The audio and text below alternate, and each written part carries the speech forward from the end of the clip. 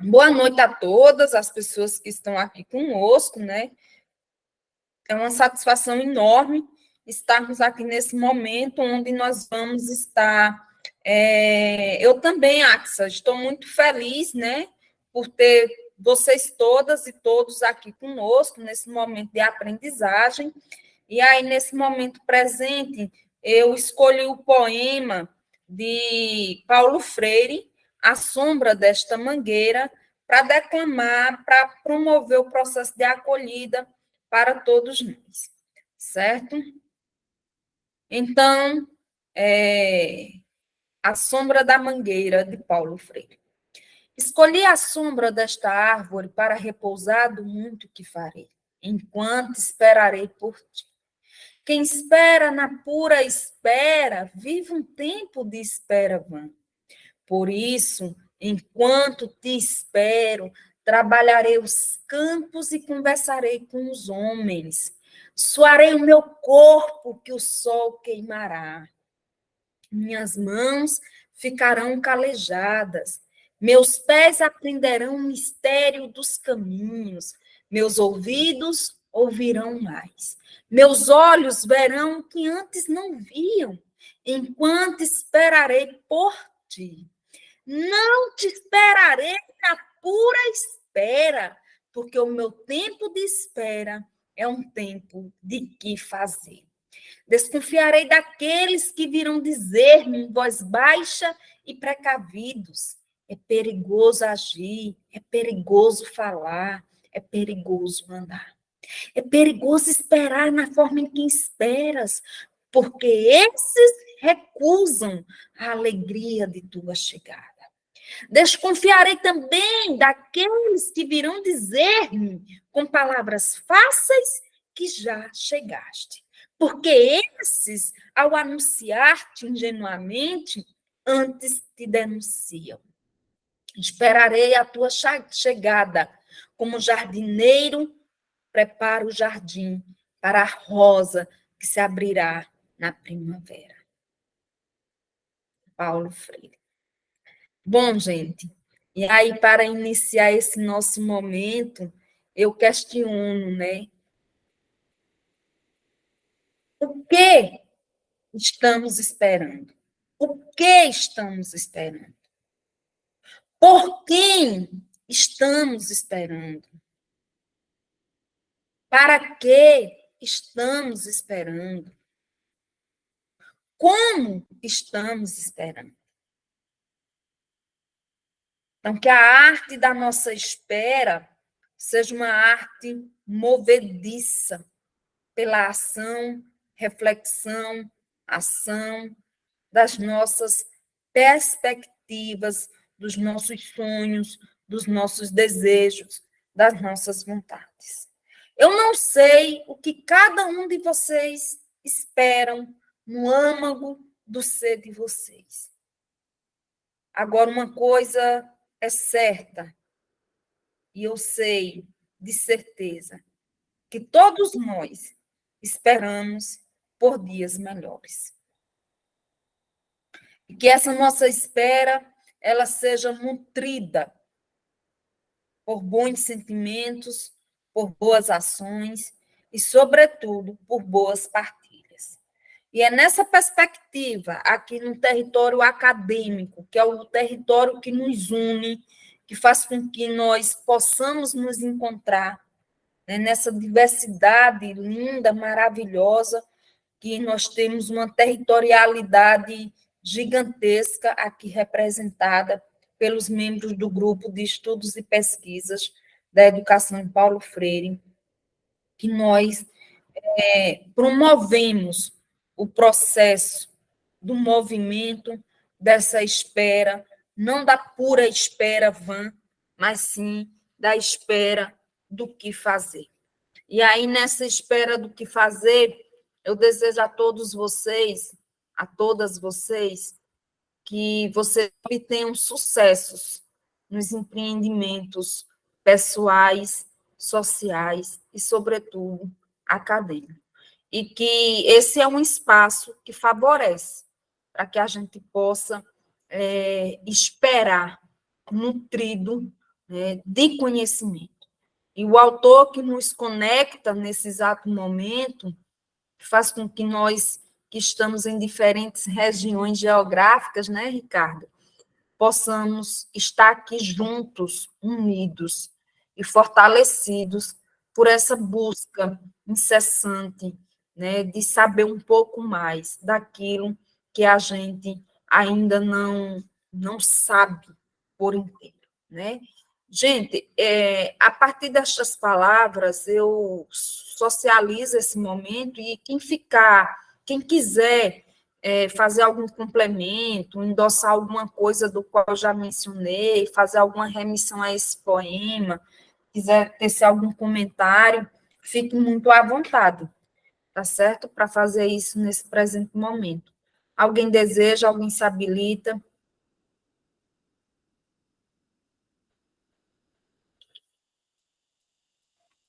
Eu Wanda, gostaria de falar. pode falar, querida. Essas perguntas são essenciais, né? Eu acho que todo mundo tem que se fazer sempre, porque nós que somos da educação, quando fazemos essa pergunta, a gente sempre faz essas perguntas, mas normalmente a gente não tem as respostas, né? Que é até quando esperar? O que esperar? Como esperar? Né? Porque a nossa pergunta bate no infinito e volta sem eco, volta sem respostas, porque a gente está num mundo, numa situação em que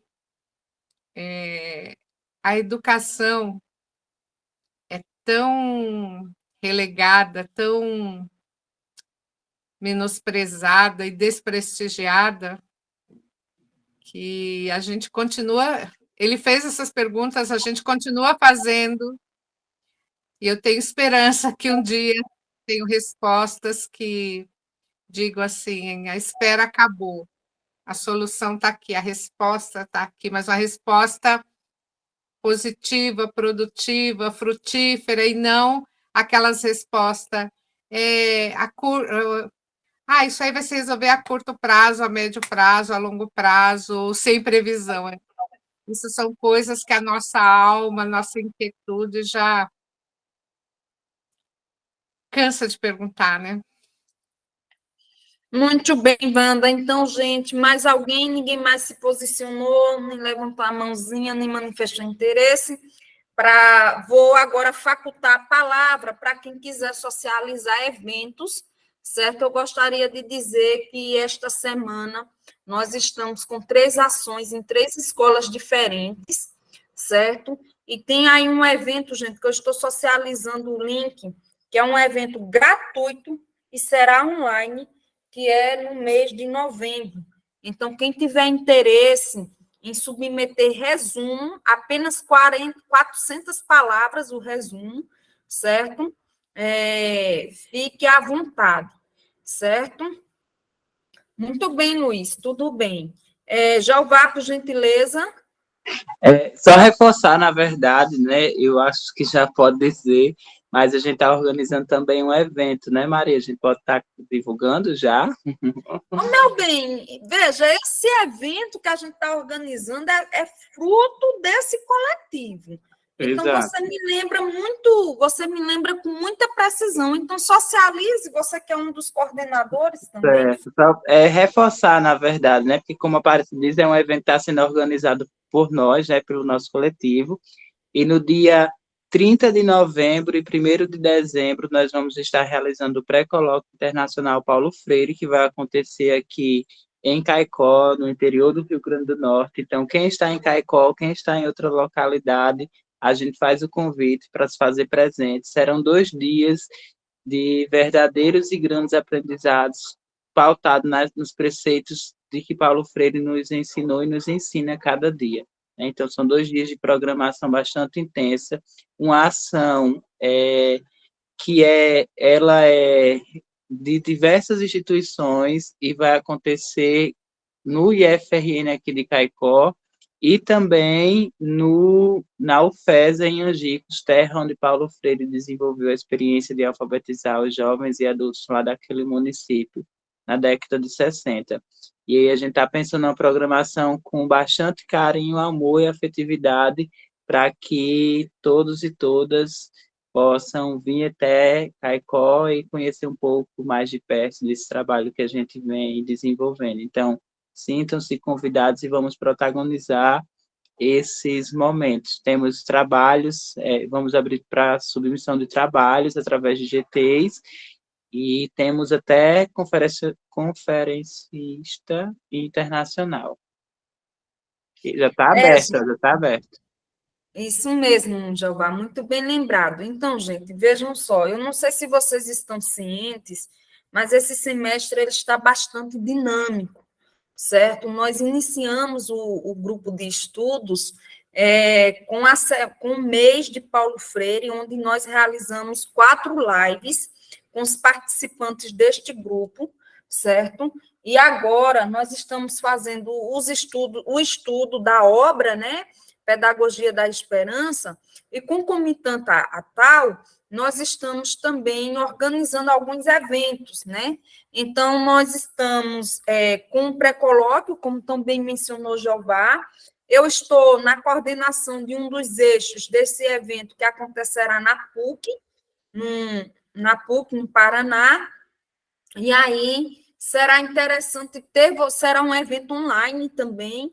O pré-colóquio aqui é presencial, certo? Iremos a Angicos também, que é um anseio deste coletivo aqui desde dezembro do ano passado, e agora, após um ano praticamente, nós vamos conseguir realizar essa atividade que está concomitante à ação do pré-colóquio, certo? É um evento integrado, com várias instituições, como já bem mencionamos, certo?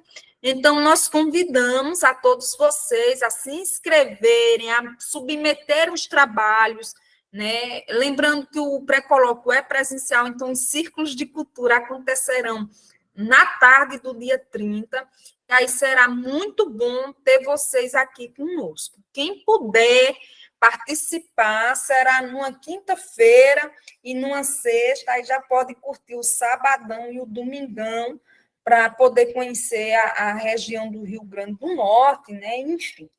E aí a gente vai se fortalecendo nesse processo, certo? Mais alguém tem algum evento para socializar?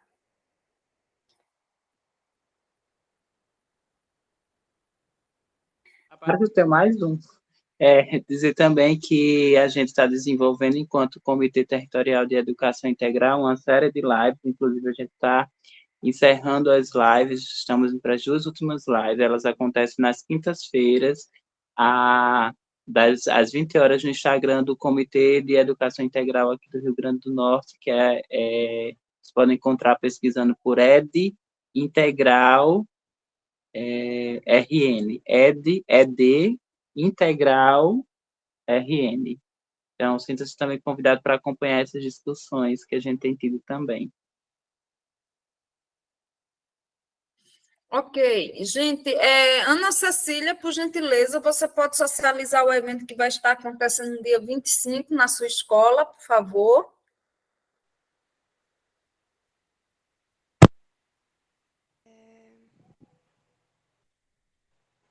Estão me escutando? Baixinho, sim. Está bem baixinho, Ana Cecília. Certo.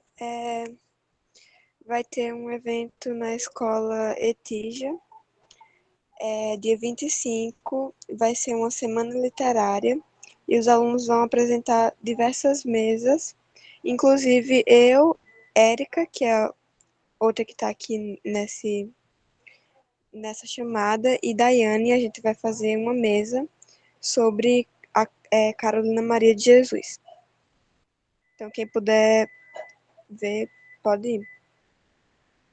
Ok, gente. Mais alguém tem algum evento para socializar?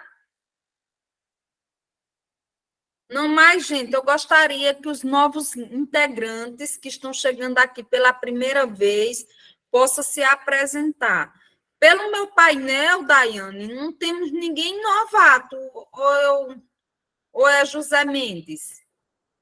José Mendes, Isabela, a gente também, Isabela é a primeira vez que ela está Ah, participando. porque eu já conheço Isabela. Pronto, gente, então, por gentileza, vocês que estão chegando agora, viu? Por gentileza, se apresentem, e é uma satisfação enorme, tá bom? A gente acolher vocês aqui, ter vocês aqui conosco. E aí, quem se apresenta primeiro? Eu ou Você, princesa, que já está com a palavra, vamos lá. Então vamos lá. Para quem não me conhece, o meu nome é Isabela. Eu sou do Seridó, né? Sou natural do Seridó, de São João de Sabugi, Rio Grande do Norte. Sou formada em pedagogia pelo SERES, né? Eu sou da turma 2015. Então, 2015 eu me formei.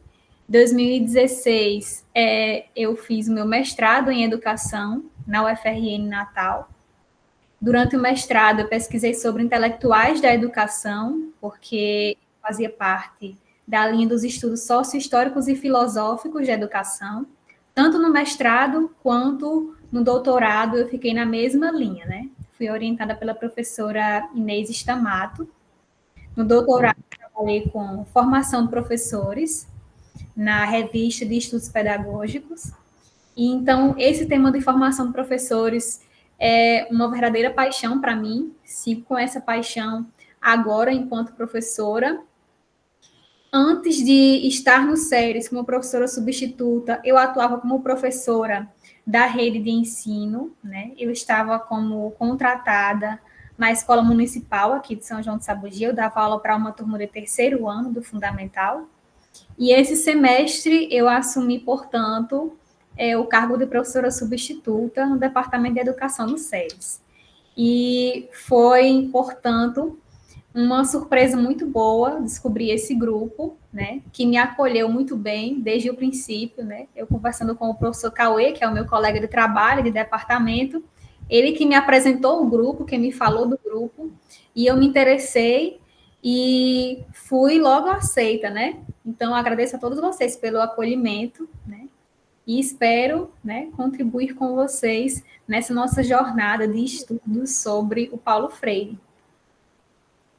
Muito bem, querida, seja bem-vinda. Quando eu lhe encontrar no apoio, eu lhe darei esse abraço aqui, no meu coração palpita em lhe dar, tá bem, amada? Agora, o José Mendes, por gentileza. José Mendes tem nome de artista, né, Isa? Vê. Tem sim. Falar em Mendes me lembra de Chico Mendes. Chico Mendes, era o que estava na minha mente. Chico Mendes, que foi um grande líder. Pois não, seu José Mendes, por gentileza. Olá, boa noite. Boa noite. Eu sou aqui de Currais Novos. Fiquei conhecendo o grupo através de Dai, que esteve aqui na escola Testão de Barro, em tempo integral, né? Testão de Barro, em Currais Novos, no último encontro. E a gente conversou um bocado, ela me apresentou o grupo, me apresentou qual era o objetivo do grupo. Eu fiquei muito entusiasmado também. Nós temos uma experiência aqui de educação popular, nós somos de um movimento, né, social de educação popular aqui em Currais Novos, um curso preparatório para jovens, para o Enem, né, de jovens para o Enem, jovens e adultos. Que maravilha, José! Totalmente gratuito, com diversos professores que atuam no IF de Currais Novos, né? E os demais professores são todos voluntários. Então, a gente já está com esse cursinho aí há 3 anos, uma experiência muito, muito boa, né? Inclusive, vamos estar quarta-feira na escola, a convite de Dai, para apresentar a nossa experiência com o Cursinho Popular, né, que é um movimento social. E, assim, a gente ficou entusiasmado porque cola muito bem Carolina Maria de Jesus e Paulo Freire. Então, a gente está nessa pegada aí também, né? Fiquei muito, muito entusiasmado com o convite e vamos lá para nessa vereda de esperança, né? Nessa vereda de transformação social, com a emancipação, com a educação emancipadora, né? E a gente está nesse barco aí. Muito bem, professor. Vamos plantar nossas rosas nessa linda primavera, né? Que estamos vivenciando. É muito bom saber, viu, professor? Muito bom saber mesmo. E eu desejo depois conhecer esse movimento, certo?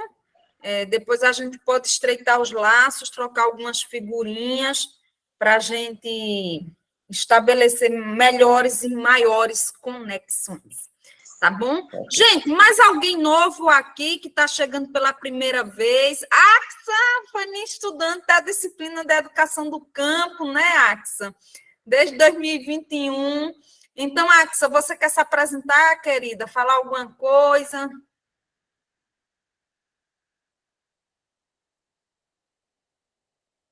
Bom, gente, então, após essa apresentação dos novos membros, né, do nosso grupo, todo encontro tem gente nova aqui, tá, gente? Então, esse é um processo democrático, a importância é que nós possamos não nos presentificar com autenticidade, certo? Não me interessam números, mas eu quero pessoas comprometidas com o processo formativo, né, e que estejam presentes com autenticidade.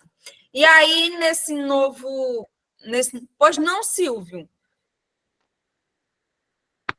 Boa noite a todos. No momento passado, eu não consegui me apresentar, porque meu alto-falante não funcionou. Eu resolvi colocar pelo celular aqui, e aí eu resolvi me apresentar. Meu nome é Silvio, sou professor da Rede Municipal de Senador Canedo, do estado de Goiás, na região metropolitana de Goiânia.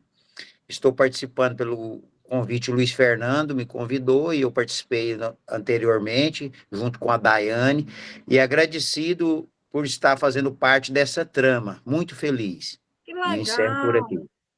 Muito bem, Silvio. Você enche meu coração de alegria, viu? Gente, vejam só, interessante, né? Nós temos pessoas de várias regiões aqui do Brasil, e aí a belezura do encontro, né? A belezura desse processo democrático. Gente, já vivenciamos aqui esses pontos, e aí o próximo é o que nos une, nos conecta, né? E agora nós convidamos o Cauê e a Isabela para poder fazerem jus a esse momento, que é a apresentação da obra Pedagogia da Esperança, um encontro com a pedagogia do oprimido, e que será mediado esse processo de encontro por essas duas figuras ilustres, né? Essa dupla linda, maravilhosa, que são meus colegas de departamento, né? A Isabela e o Cauê. Então, gratidão, gente, a vocês, e aí esse momento é todo de vocês, tá bom? Muito obrigado a todos, boa noite a todos, boa noite, Isabela. A Isabela já se apresentou também antes, né? Boa noite, Cauê. É um prazer que a gente seja uma dupla, né? Recentemente a gente já foi uma dupla no evento aqui da universidade, fazendo um mini curso. Então voltamos a fazer uma tabelinha aí, como se fosse no futebol, né? De atacantes. E a gente escolheu um vídeo que a gente queria que passasse aí de 1 minuto e pouco, para que a gente pudesse iniciar, então, a nossa conversa a partir desse diálogo com o vídeo também.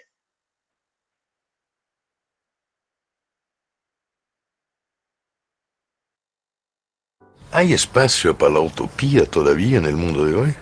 Sí, en el sentido que le dio Fernando Birri, en una frase que injustamente se me atribuye. En uno de mis libros yo cité una frase de él, diciendo que era de él, pero la gente me la atribuye a mí. Bueno, pobre Fernando, pero es de él la frase. Estábamos juntos en Cartagena de Indias, la bellísima ciudad de la costa colombiana, y dimos una charla juntos en la universidad. Un poco al estilo de los sobrinos del Pato Donald, o sea, cada uno empezaba la frase que el otro terminaba y así. Y al final, charlando con los estudiantes, uno se levantó y le preguntó a él, no a mí, ¿para qué sirve la utopía? Y él respondió de la mejor manera. Yo nunca escuché una respuesta mejor. Él dijo que esa pregunta él se la hacía todos los días. ¿Para qué servía la utopía? Si es que la utopía servía para algo. Dijo, porque fíjense ustedes que la utopía está en el horizonte. Y si está en el horizonte yo nunca la voy a alcanzar. Porque si camino 10 pasos, la utopía se va a alejar 10 pasos. Y si camino 20 pasos, la utopía se va a colocar 20 pasos más allá. O sea que yo sé que jamás, nunca la alcanzaré. ¿Para qué sirve? Para eso, para caminar.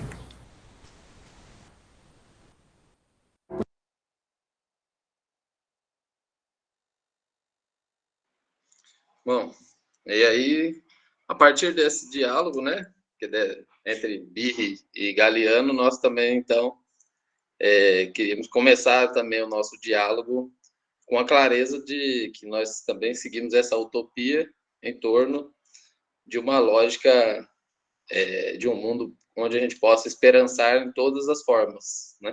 Não só na educação, mas em todas as formas de sociedade que a gente se organize. Isabela, se você quiser iniciar.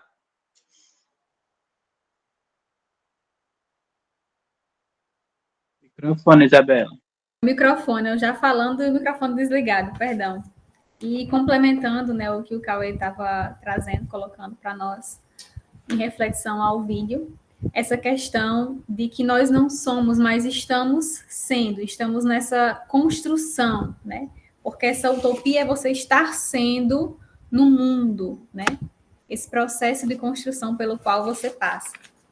Então, inicialmente, a nossa proposta hoje, para socializar o nosso estudo sobre a pedagogia da esperança, um reencontro com a pedagogia do oprimido, considerando as páginas de 38 a 67, a gente traz inicialmente essa reflexão onde o Freire ele vem fazendo esse exercício, essa reflexão sobre a linguagem, né?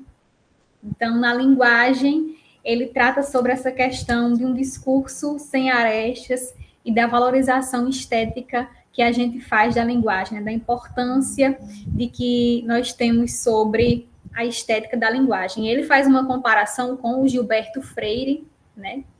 E, em paralelo, às obras que o Gilberto Freire lançou, escreveu na década de 40 e que o Paulo Freire usava nas suas aulas de português, né? Para mostrar ao aluno a beleza da escrita, né, do Gilberto Freire, como eram importantes e relevantes os pontos que o Gilberto Freire tocava. Não é à toa que, inclusive, hoje, impacta tanto as nossas reflexões sobre a educação, né? Então, o Gilberto Freire também impactava o Paulo Freire, né? E eu acho que o Cauê também tinha uma reflexão nesse sentido sobre os dois freires. Eu vou deixar ele falar um pouquinho. Eu lembro que ele tinha algo sobre... Então, acho que a questão da estética da linguagem é muito interessante nesse aspecto, para a gente analisar também o que o Freire vai dizer um pouco mais à frente sobre como se constroem os diálogos, não independente de qual lado político ele está sobreposto, e que, mesmo que contra um inimigo, ele sempre vai valorizar aquele com um discurso que ele saiba defendê-lo, inclusive sustentá-lo. Então, é muito interessante, porque, como um estudante de história que eu fui, a gente aprende, acho que nas ciências sociais também, que existem 3 porquinhos do curso de história. Um deles é o Gilberto Freire, né? Outro, Sérgio Buarque de Holanda, e outro, Caio Prado Júnior. Mas o que é interessante pensar é que, naquele momento que Freire bebe em Freire, né? Freire bebe em Freire, mas Freire com I bebe em Freire com Y. E o outro Freire com Y. Há também uma análise bem interessante que a gente pode fazer, visto de hoje, não do período, que é também, né? Em que eles conviviam no tempo. E que o Freire ficou reconhecido internacionalmente como um garantidor da palavra liberdade, não como, por exemplo, liberdade como a gente tem visto dito, né, libertários, ou desprendimento da realidade, né? Mas a ideia de libertação do ser por si mesmo, pela época que ele viveu, né? Ou seja, as grandes, o ano de 68, que ele mesmo cita, né, naquela parte que a gente estuda. Mas é interessante pensar que, por um outro lado, Gilberto Freire, né, ele vai ser muito interessante e estudado na nossa academia no século XX, sobretudo através de uma lógica de democracia racial, que é um dos principais estruturas que ele vai construir dentro das ciências sociais e mesmo da história, né? E aí eu anotei isso também, que é compreensível que o Freire veja o Gilberto Freire com bons olhos, porque eles estão também, além de contemporâneos do mesmo período, são conterrâneos, né? Os dois são pernambucanos. Mas, por outro lado, apesar de um ver a beleza no outro, cada um busca uma lógica, né? O Freire busca uma libertação, o Paulo Freire, enquanto o Gilberto Freire, a partir da escrita de uma democracia racial, ele busca uma certa manutenção do discurso racial, que isso a gente vai ver mais na frente na própria ciência, como ele vai ser desconstruído pela própria ciência, né? A qual ele fazia parte. E isso é bem interessante de pensar, porque essa falsa formulação de democracia racial, ela gera toda a estrutura histórico-social e cultural também, brasileira, de negação das maiorias, né? Como a gente falou até no último encontro. E aí eu trouxe também uma frase do Nelson Rodrigues, que é um jornalista, né? Bastante conhecido, antigo, que ele fala uma coisa muito interessante da gente analisar, porque o Gilberto Freire, ele constrói essa ideia baseado na lógica dos Estados Unidos, né? Os Estados Unidos tinham um esquema de apartheid, então ele descreve o Brasil como uma democracia racial para mostrar que nós não tínhamos divisão entre brancos e negros, entre espaços. Mas, em contrapartida, o Nelson Rodrigues vai dizer, né?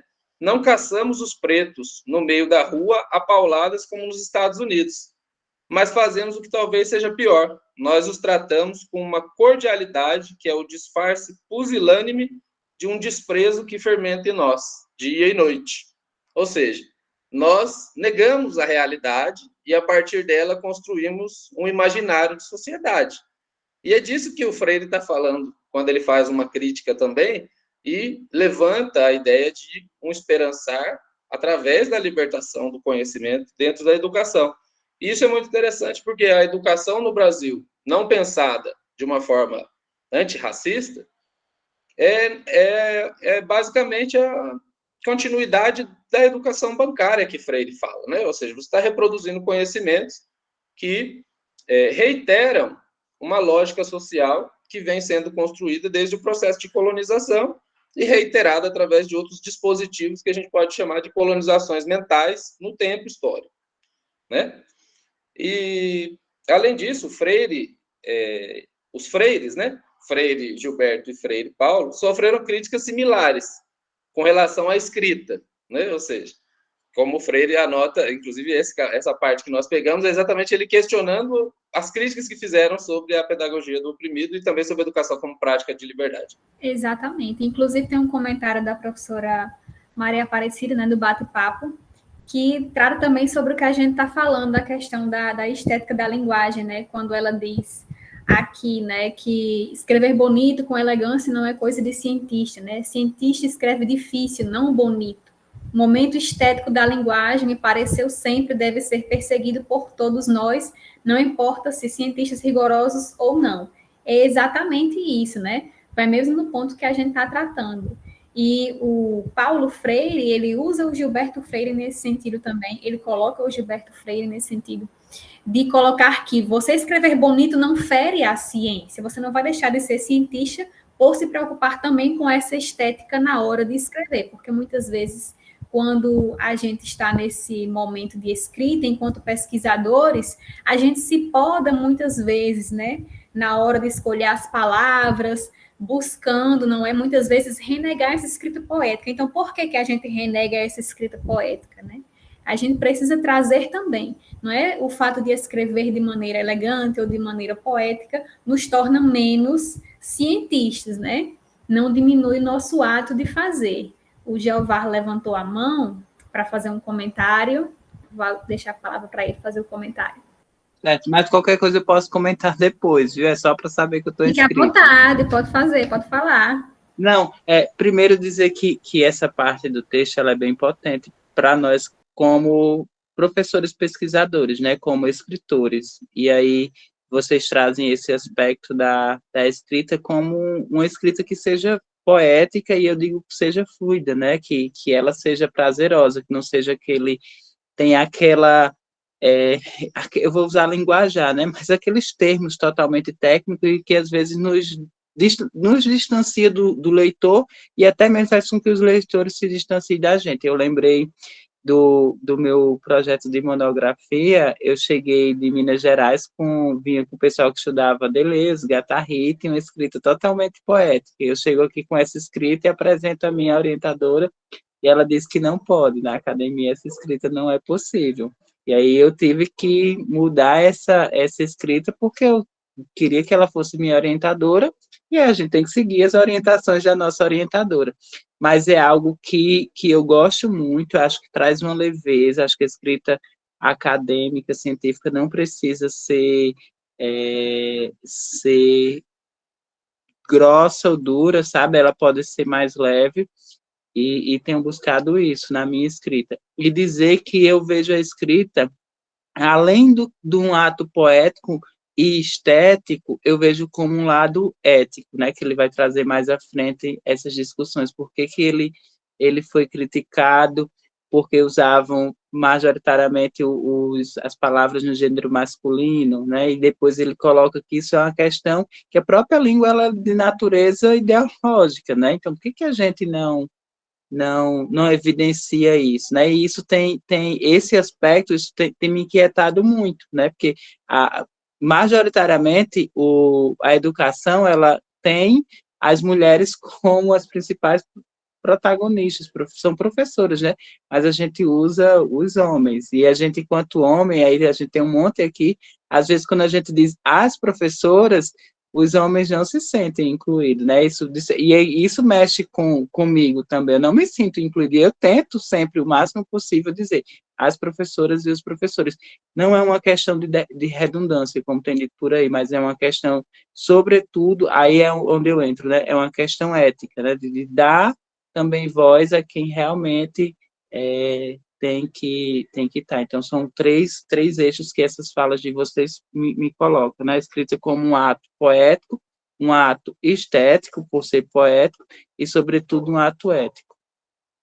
Show de bola. Então, só retomando aqui rapidinho com o Cauê, antes de passar para a próxima pessoa, porque o que o Jeová está falando, e trouxe no discurso dele, remete a algo também que a gente ia tocar em seguida, que inclusive o Cauê, ele começou já a tratar, que foi a questão desse ato de revisitar a obra da pedagogia do oprimido e as críticas que foram feitas, portanto, a essa obra, né? E aí o Paulo Freire, nesse processo de revisitar as críticas, uma das críticas que ele aponta é que falavam que a linguagem utilizada pelo Paulo Freire na escrita da obra era uma linguagem não acessível, né, de certa forma, e ele parte do princípio que a dificuldade de compreensão nasce da falta do pensamento dialógico. Ele relata que em uma aula, foi um congresso nos Estados Unidos, um dos alunos chegou para ele até menciona assim, um aluno negro chegou para ele e disse que a falta de compreensão sobre a obra dele nascia da linguagem e pensamento, né, de você não ter o pensamento dialógico, né, dialético, na verdade, a falta do pensamento dialético, ou seja, a experiência existencial faz com que o indivíduo ele se identifique, portanto, com o discurso, né, e consiga compreender o texto. Então, muitas vezes, quem não vivencia aquela realidade, quem está distante daquela realidade, não consegue compreender o texto, né? Eu vou retomar a palavra para Cauê, para ele ir retomando, porque ele estava falando nesse sentido. Então, eu queria trazer uma questão que aparece no texto também, e que me parece muito interessante, sobretudo que o texto é de 1992, mas deixa eu virar aqui, porque aí. O texto é de 1992, mas a gente vê essa fórmula, podemos chamar dessa forma, de como você descaracteriza o outro, né? O próprio Freire chama de desumanizar, mas aí num aspecto mais amplo, mas falando em questão do discurso e linguagem, como é um processo de descaracterização também, né? O próprio Freire diz que quando você critica a linguagem, a partir desse pretexto de descaracterização, você deixa de lado o pensamento que está contido naquilo, né? Então, é como, por exemplo, alguém que tem uma forma de se expressar que fala um pouco mais alto, mas ela está concisa naquilo que ela está falando, mas a outra pessoa descaracteriza tudo que ela disse e diz, não, mas você está gritando, eu não preciso prestar atenção no que você está dizendo, né? Então, assim, você tira de foco aquilo que é importante e valoriza aquilo que é supérfluo, que não é a realidade, né? E aí a gente pode ter muitos exemplos a partir dessa análise de como se constitui, por exemplo, as mídias hegemônicas.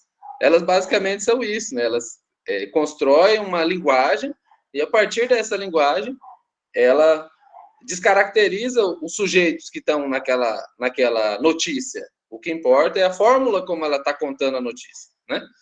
E um outro exemplo que a gente pode ver, eu não sei se vocês têm acompanhado, provavelmente sim, porque é impossível a gente não acompanhar o que tem acontecido no mundo. Acho que há alguns 2, 3 dias atrás, saiu uma matéria, né, uma entrevista de um jornalista inglês chamado Piers Morgan, que entrevistou um médico e também comediante, né, egípcio, chamado Bassem Youssef.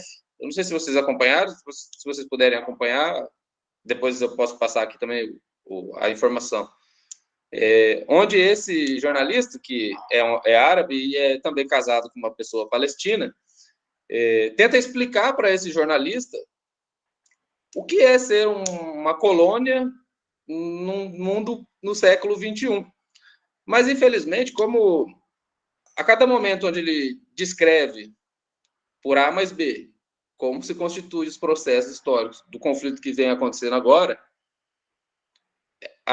o outro entrevistador, que se vende como imparcial, tem claramente uma posição política, mas ele nunca defende ela. Por quê? Porque, supostamente, a mídia hegemônica ela é imparcial, ela é neutra, né? E é a partir dessa lógica falaciosa de uma neutralidade, e que o Freire trata disso mais a partir da educação, mas a gente pode analisar isso dentro de vários dispositivos da sociedade, não só a educação, né? Você percebe como também se constituem outros imaginários dentro dessa lógica, né? Então, por exemplo, a ideia de uma educação neutra, que o próprio Freire fala, ela também está no jornalismo, ela também está na ciência, a ciência também se vende assim, né? A gente também falar, não, eu vou fazer um artigo, e aí você vê as pessoas, não, o artigo é imparcial, a gente não sabe o resultado. Claramente você sabe, quando você escolhe o tema da sua pesquisa, você sabe para onde você está indo, né? Ninguém gosta de trabalhar no caos, né? No escuro.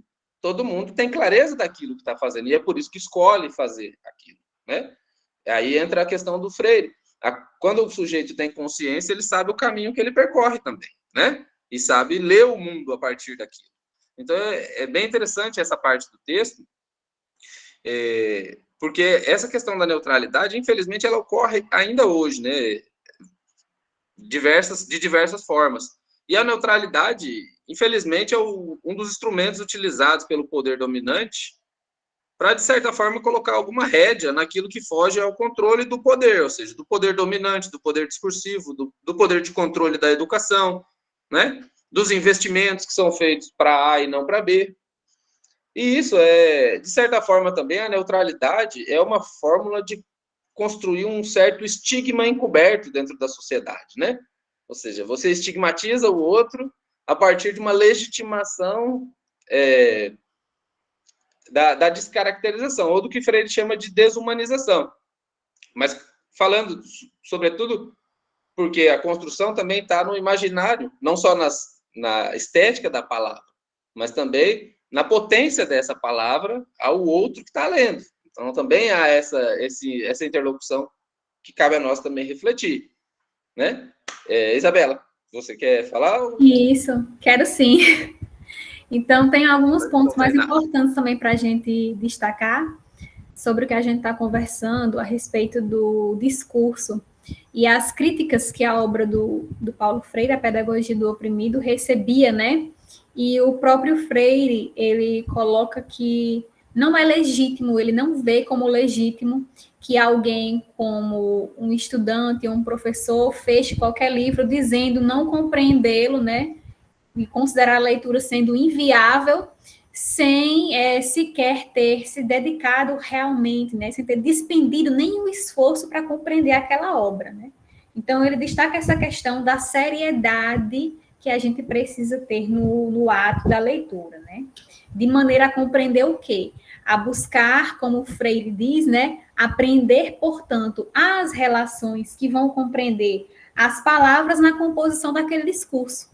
Então, a gente precisa ter essa seriedade, né, do leitor crítico, que ele coloca, né, o Paulo Freire, ele vai caracterizar o leitor, a importância de se construir como um leitor crítico, humilde e determinado, né? Então, esse leitor crítico e determinado, ele não vai simplesmente fazer uma análise superficial a respeito de uma determinada obra ou um julgamento supérfluo sobre determinado autor, com base em opiniões de outras pessoas, né? Sem realmente ter se debruçado a compreender aquele autor, de onde aquele autor está falando, né? De que lugar, em que momento histórico-cultural aquele autor está falando, o que aquela obra está representando, né? Então, é preciso considerar nesse ato de leitura essa seriedade que envolve você compreender o texto. E partindo também do princípio de que você mesmo não é neutro, uma vez que a neutralidade não existe. Toda ação, ela é diretiva, né? Como ele coloca, principalmente com relação à educação, todas as nossas ações, elas são diretivas. Então, as nossas escolhas definem, portanto, quem nós estamos sendo, né? O que nós estamos buscando construir nessas escolhas. Então, deixa eu passar para a Virna. A Virna fazia já um tempinho que estava querendo falar. Eu vou passar a palavra para ela. Tudo bem, Cauê? Aí a gente continua. Oi, gente. Boa noite, Isabela, Cauê. Não, é só bem rapidinho. Era como o Jeová estava falando, que fora, né, o texto ser técnico, ser poético, tudo isso, acho que tem uma coisa fundamental nisso tudo, na nossa escrita, que é a identidade, né?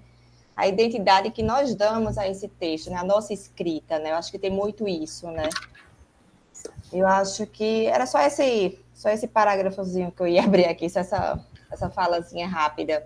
E eu estou botando algumas considerações aqui no chat também, mas depois eu falo no final. Fique à vontade, se quiser falar agora também. Eu estava abrindo aqui o chat para ver, né, a sua mensagem sobre a compreensão do texto. Pode falar. Exato. Cadê? Eu botei bem aqui, né? Compreender um texto, assim, é projetar. Toda vez que um sentido se apresenta, delineia-se um sentido de todo a partir das expectativas de quem se lê. Exato, né? Eu acho que também está muito do que se tem dentro, né, de si, né? A expectativa do que se lê e do que se compreende, né? Eu acho que vai muito também do mundo de cada um, né? Da leitura individual de cada um, né? A visão de mundo de cada um. Mais ou menos nesse sentido. Exatamente. E aí a professora Aparecida também complementa quando a gente cita a questão da linguagem e pensamento, que ela se aproxima dos conceitos do Vygotsky, né? Do que ele traz desse contexto sociocultural e também da filosofia do Jean-Paul Sartre, né? Da imaginação.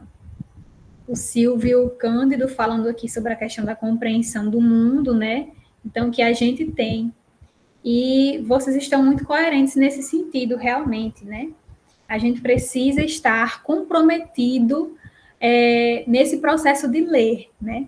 Então, ler não é algo onde você vai passear os seus olhos por cima das palavras, mas você vai realmente pensar na composição daquelas palavras, o que é que elas estão querendo trazer, portanto, naquele discurso, né? Compreender, realmente se aprofundar em todos os aspectos e em quem está escrevendo. E é o ato de você buscar realmente saber, né? Construir os seus argumentos. Não eu, Isabela, o Cauê falou que autor fulano é assim, assim, assado, então eu nem vou ler. Eu preciso conhecer também, né? Não é só parte da opinião de terceiros. Eu preciso construir a minha opinião, né? É a minha identidade, né? Eu colocar em exercício, né, a minha mente nesse processo realmente dialético de eu estar, portanto, pensando a respeito daquilo, construindo a minha base sobre aquela leitura, né? A minha identidade sobre aquela leitura. O Cauê estava querendo comentar alguma coisa, Cauê? Não, aí eu queria mais levar a questão da discussão da educação neutra de novo, tocar novamente nesse ponto, em conjunto com a ideia que o Freire traz de uma ideologia autoritariamente elitista, é o nome que ele dá. E aí eu acho que essa ideologia autoritariamente elitista, ela é parte integrante de nós desde que nós viramos um Brasil, né? Fomos inventados como Brasil. Porque esse poder ideológico, autoritário, de imposição da forma de ser, a partir da transmissão pela violência, ele começa lá atrás, né? Ele começa lá atrás com a catequização dos indígenas, por exemplo, é exatamente a negação da sua própria lógica e a imposição de uma nova ideologia, né? E esse processo, mais tarde, se torna tudo que a gente reproduz hoje, é o subdesenvolvido. Mas por que é subdesenvolvido? Por que o outro é desenvolvido, né? À custa de quem o outro se tornou desenvolvido? Em nenhum momento a gente, dentro da nossa educação, questiona-se também, né? Essas sobreposições que vão sendo colocadas, como uma forma, como eu citei ali atrás, de você usar a linguagem como pretexto, ou seja, que ela é muito difícil, que ela é muito complexa, para não interpretar o que de fato você está dizendo nas suas palavras. Ou seja, né, é uma descaracterização para que você não difunda essa informação, de certa forma, contra-hegemônica, né? E aí, exatamente. O exercício que os jesuítas fazem nesse processo inicial de educação de colonização é a dominação pela língua, né? Antes de partir para a catequese, primeiro eles vão dominar pela língua, procurar retirar também essa identidade dos povos originários que aqui estavam, instituindo uma língua comum e depois instituindo esse processo também do ratio studiorum e todo esse sistema de ensino buscando essa catequização. Então, primeiro eu domino a língua, então depois agora eu vou dominar a mente dessas pessoas, né? Convencendo elas daquilo que eu quero que elas acreditem, né? Daquilo que eu quero que elas sejam, né? Exato. Então, e depois eu condiciono o espaço, né? Porque se eu condiciono o espaço sobre o meu controle, logo a mente é mais facilmente controlada também. Infelizmente, todo país colonizador sofreu o mesmo impacto, que é o impacto da coação do colonizador. E isso, cabe a gente também ressaltar isso sempre, porque, infelizmente, essa análise, ela é muito recente, ela surge a partir dos anos 2000, uma crítica mais sistemática a essa questão, né? Antes disso, poucos autores se levantaram contra isso, sobretudo a partir dos anos 60, como Paulo Freire, como o Eduardo Galeano, que nós vimos aqui na abertura, né? Como, por exemplo, o Ivan Illich, que é citado também pelo Paulo Freire, né? Da sociedade desescolarizada, assim como diversos outros. Por exemplo, outro que ele cita aqui, muito interessante, que eu até gostaria de levantar uma questão, é o próprio Amilcar Cabral, né? Que ele diz que o Amilcar Cabral cita sobre a ideia de negatividades da cultura, né? E aí ele fala isso a partir de um interlocutor falando sobre o mata-banca, né? Ou seja, mas o que é o mata-banca? Isso aí faltou uma explicação para a gente tentar entender o que é o mata-banca, né? Mas eu explico para vocês. Eu morei na Guiné-Bissau por algum tempo, né? E eu sou casado com uma guineense, então, assim, eu já estive em algumas tabancas, e uma tabanca nada mais é de uma comunidade rural, né? Porque, diferente do pensamento cristão, jesuítico, que nos colonizou, os povos indígenas e também africanos, eles partem de um pressuposto não de um Deus que está fora da terra. O Deus é a própria natureza. né? Não à toa o candomblé tem o deus da natureza, né? Os deuses dos mares, o deus da floresta, né? Que são os orixás, né? E a mesma coisa os indígenas também, têm os seus deuses do sol, os seus deuses da lua, porque, na verdade, para esses povos, a religiosidade ela está ligada diretamente a você respeitar a si mesmo, como Jesus Cristo também pregava isso, né? Você deveria respeitar o próximo. Mas o próximo também é a natureza para esses povos. E para a religião, a partir do momento da colonização, não. A natureza é domínio do homem, né? Essa é a questão. E é interessante porque a ideia de o que o Amilcar Cabral fala naquele momento, das negatividades da cultura, é a estrutura que o colonizador coloca naquele momento. Se vocês forem pensar, a Guiné-Bissau se tornou independente em 1973. Quando Portugal saiu de lá, em 1974, quando é oficialmente tido como independente pela ONU, a Guiné-Bissau tinha formado uma pessoa graduada em todos os 400 anos de colonização. Ela só teve uma pessoa formada. Todas as escolas que existiam na Guiné-Bissau eram para os brancos portugueses que iam morar lá na colônia.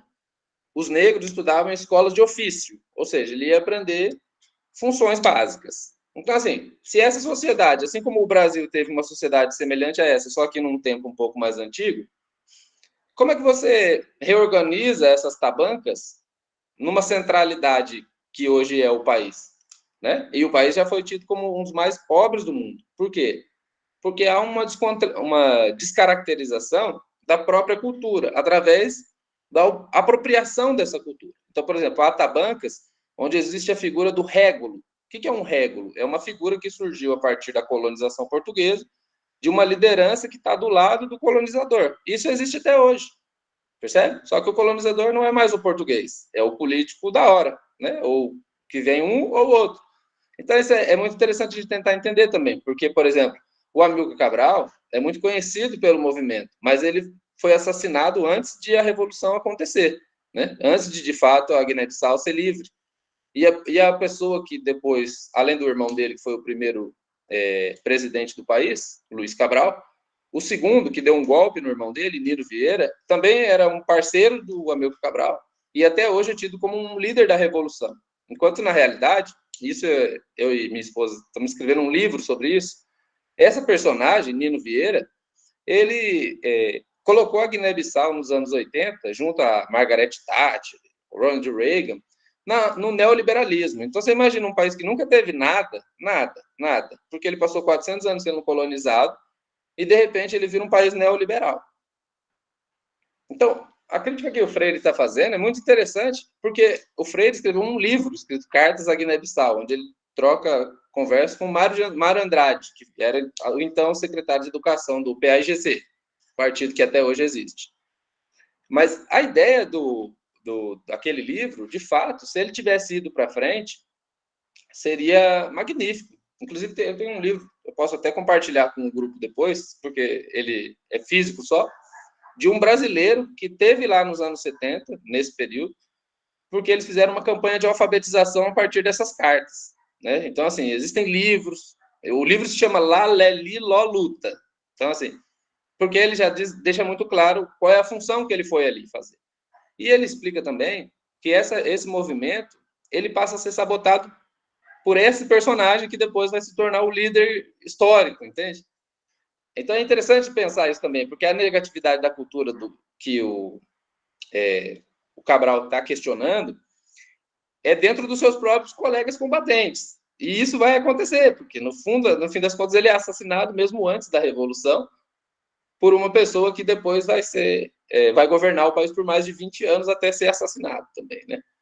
É interessante pensar isso, porque o Freire escreve um livro que chama Cartas à Guiné-Bissau, muito conhecido e muito interessante, e que foi posto em prática, mas, ao mesmo tempo, com o golpe de Estado no Luiz Cabral, que era o irmão do Amilcar Cabral, ele sofre um golpe, esse processo de alfabetização e tudo isso é retirado do país, eles são expulsos, e passa, então, a ser uma ditadura de um governante só, né? Mesmo sendo do mesmo partido. Ou seja, é uma sabotagem dentro da própria Revolução. Foi isso que aconteceu e isso a gente tem encontrado, inclusive, informações em documentos desbastados já da CIA, de informantes americanos, o que é muito comum nesse período dos anos 60, 70, exatamente essas sabotagens internas contra os revolucionários. E aí a gente pode pensar, por exemplo, em Thomas Sankara, também, um outro revolucionário de Burkina Faso, pouco conhecido no Brasil, deveria ser muito mais conhecido, com certeza. E é interessante pensar isso, porque as negatividades da cultura, elas estão dentro do nosso próprio espectro de sociedade colonizada. Então, muitas vezes, a gente tem uma certa colonização mental de reprodução das ideias. E eu acho que é isso que Freire critica tanto na formação de professores, né? Ou seja, que o professor, ele tem acesso a tantas informações no meio universitário, e ele chega na base e ele não consegue difundir isso, porque há um sistema muito bem posto ali, né? E há um sistema de travamento das coisas. Eu acho que e o Freire demonstra isso um pouco, né? Quando ele explica um pouco a experiência na Secretaria Municipal de São Paulo, né? No governo Erundina. Isabela, fala aí, senão eu vou ficar gravando. Eu estava lá em Luiz Erundina, lá na frente. Mas estava ótimo, né? Porque, diante de tudo que você colocou, só reforça que o Paulo Freire nos lembra da impossibilidade da neutralidade, né? Ninguém é absolutamente neutro, né? Em nenhuma situação. Então, a própria ação daqueles que criticam o Paulo Freire e querem colocar ele na escrita da obra Pedagogia do Oprimido como uma escrita elitista, como uma figura que seria colocando ele na posição de invasor cultural, é também uma própria estratégia, né, dessa elite que quer ignorar, portanto, esse exercício, né, esse exercício político, esse exercício democrático de você se reconhecer, né, trabalhar a sua identidade e construir, portanto, uma consciência política, uma consciência histórico-cultural. Então, enquanto professores, uma vez que você falou também sobre o Paulo Freire, na formação de professores e a crítica que ele faz na formação de professores, ele coloca que os professores, eles não são neutros na sua ação, ou seja, como você trabalhar de maneira ética, né, com os seus alunos. Ele diz que você não vai negar quem você é, quem são os seus sonhos, quais são os seus sonhos, o que você defende, né? Você não nega isso para os seus alunos, né? Nem nega para si mesmo. Então, você abraça as suas utopias, você apresenta as suas utopias, porém, você respeita também respeita, portanto, o direito do discurso contrário, né? Você apresenta a sua posição, defende as suas utopias, porém, você também acolhe os discursos contrários, né? Em que sentido? No sentido de que a educação ela é diretiva e a gente precisa superar essa questão da posição autoritária do professor, detentor do conhecimento, passando por esse professor que coloca a sua posição, né, o que ele defende, o que ele acredita, acolhe também a visão do aluno, mas também nesse sentido de questioná-lo sobre aquilo que ele acredita, né? Como que ele construiu esse acreditar? Em que bases, né? É você trabalhar com essa questão de compreender como aquele conhecimento foi construído, como que ele chegou naquela afirmação, né? Naquela posição. E a partir daí, trabalhando com ele. Então, você trabalhar na educação com ética não é você se neutralizar e se negar enquanto pessoa, enquanto indivíduo, e das suas crenças, né, daquilo que você defende, mas é você colocar o que você defende, abraçar, portanto, abrir esse espaço do diálogo para que o aluno também, mesmo que ele tenha um pensamento contrário, ele coloque aquilo também para você, e vocês vão construindo, portanto, esse diálogo, né, nesse saber fazer desse processo educativo, né, esse processo dialético. Então, ele coloca isso como sendo uma prática dos professores progressistas, né? Então, quando você se declara um professor progressista, você não vai negar aquilo que você acredita, você não vai se colocar jamais em uma posição de neutralidade, mas você vai ser aquele professor que defende e que coloca o que você acredita em sala de aula e abre espaço para esse diálogo, né? E para compreender a visão do outro também, né? Nesse processo que é coletivo. A educação não está centrada nem só no professor e nem só no aluno, né, Cauê? Então, a gente não está trabalhando com manipulação de pensamento, né? Não é o que Paulo Freire está propondo, né? Você manipular o seu aluno com aquilo que você acredita. É o oposto disso, né? É o oposto da manipulação. É você realmente construir esse sujeito crítico nesse processo dele mesmo refletir sobre o que ele está defendendo também, né? Então, é um ato constante esse ato de ensinar e o ato do professor também estar nesse sentido de trabalhar esse discurso, trabalhar a curiosidade, esse despertar da curiosidade no aluno que faz com que, a partir dessa curiosidade, ele siga nessa busca constante, né, na compreensão do mundo, né? Fala aí, Cauê, por favor. Vamos alternando, né?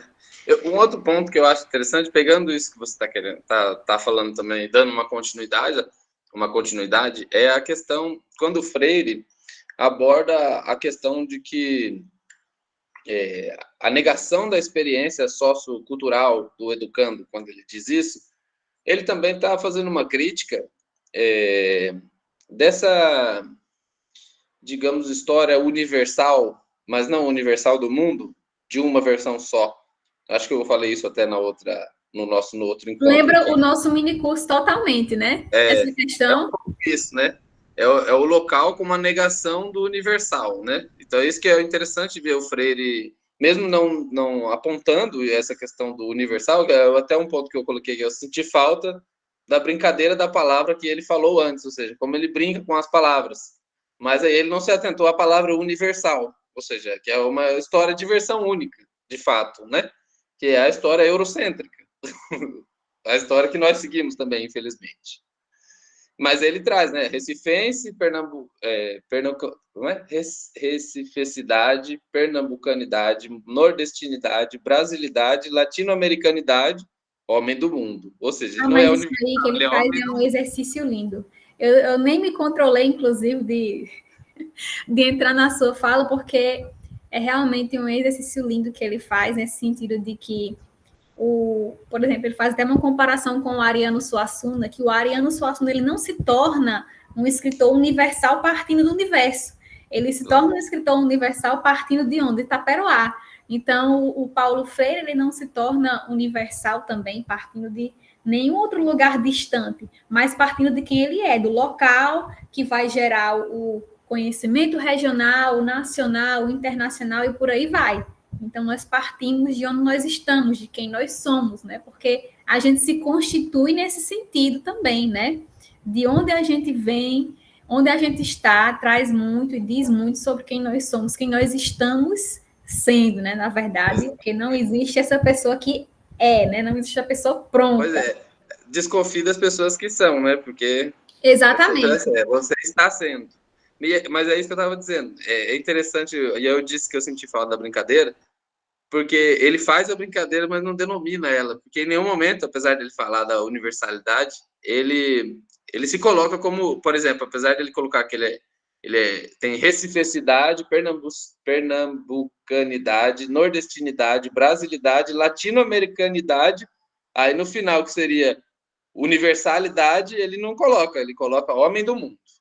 Ou seja, ele nega também essa ideia de universal mesmo sem dizê-la, né? Isso eu achei bastante interessante.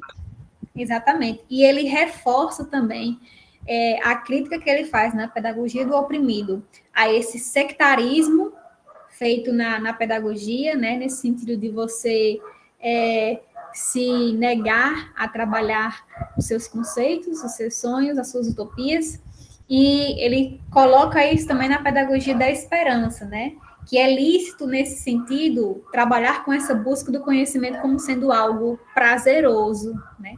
Como sendo algo prazeroso e como sendo um exercício onde você vai desafiar, portanto, os educandos nesse processo de construção de conhecimento, a refletir sobre o que eles consideram como certo, né? O que eles têm hoje de pensamento, né? Como que eles chegaram ali, né? E trazer outros contrapontos para contribuir com esses pensamentos, né? Então, não é castrar a liberdade, mas incentivar a liberdade, né? Incentivar essa libertação do pensamento, né? Nessa prática educativa dialética. Então, a gente não deve jamais subestimar, portanto, como você falou, né, Cauê, a sabedoria da experiência sociocultural que todos nós temos, né? Não só nós, os nossos alunos, os nossos educandos também têm, né? Então, a gente precisa trabalhar com essa questão da experiência sociocultural que eles trazem, né? E também eu acho que aí entra numa discussão também interessante, que isso aparece no momento que ele fala sobre a discussão de que falavam que ele não falava sobre luta de classes, nem escrevia sobre luta de classes, e ele apostava na ideia de oprimido, que era uma linguagem mais simples, supostamente, né? E aí eu trago aqui um interessante, até para dialogar com um vídeo que a gente começou lá na página, entre a página 46 e 47, ele diz, daí que a linguagem da possibilidade, que comporta a utopia como sonho possível, prefiram o discurso neoliberal, pragmático, segundo o qual devemos nos adequar aos fatos como estão se dando, como se não pudessem dar-se de outra forma, como se não devêssemos lutar. E aí, logo um pouco mais para frente, ele vai dizer, a luta é uma categoria histórica, né? Assim como a luta de classes. Mas exatamente, a luta em si porque é uma categoria histórica. foi feita uma colocação de que a luta de classes era o motor da história, né? O motor, né? O único motor. E aí o Freire diz que não, né? Coloca que não é o motor, né? Mas com certeza é um dos, né? Dos motores, né? Um dos Exatamente. motores. Então, a gente parte dessa questão de compreender a localidade dos alunos como ponto de partida, o respeito ao mundo local desses educandos, e ele fala de uma questão sobre também você trabalhar com essa questão do Marx, né, como você bem coloca. Ele rebate muito bem essas críticas que são feitas para ele, porque ele diz que deixa muito claro na obra, né, não encontrou ninguém que tenha ficado confuso sobre quem era o oprimido e quem era o opressor, né? Então, ele não encontrou ninguém confuso com essa questão do oprimido e do opressor. Então, se ele não tivesse deixado claro, né, essa questão, então teria ficado confuso. Então, ele trabalha, sim, com as classes, né? Não dessa maneira, talvez, que os marxistas estivessem esperando, né? Mas nessa questão, né, como a luta de classe sendo apenas um dos motores da história. Ele trabalha também com outras perspectivas, né? Com outras perspectivas. É a questão, né, Isabela? Não só, mas também, né? Como ele mesmo fala do motor da história, né? Mas também. Você citou a página 46, não foi? Fala, Isabela, fala. Eu digo que você citou a página 46, né? Só para eu ir me situando aqui onde a gente está. Isso. E aí eu também, outro ponto que aparece já na página 47, é que ele diz assim, não há lugar para a educação, só para o adestramento. Isso ele está fazendo uma crítica ao modelo neoliberal. E a gente pode analisar isso no tempo, porque ele está em 92, nós estamos em 2023, ou seja, nós já passamos 31 anos, né? E assim, eu faço uma pergunta baseada no nosso sistema educativo atual.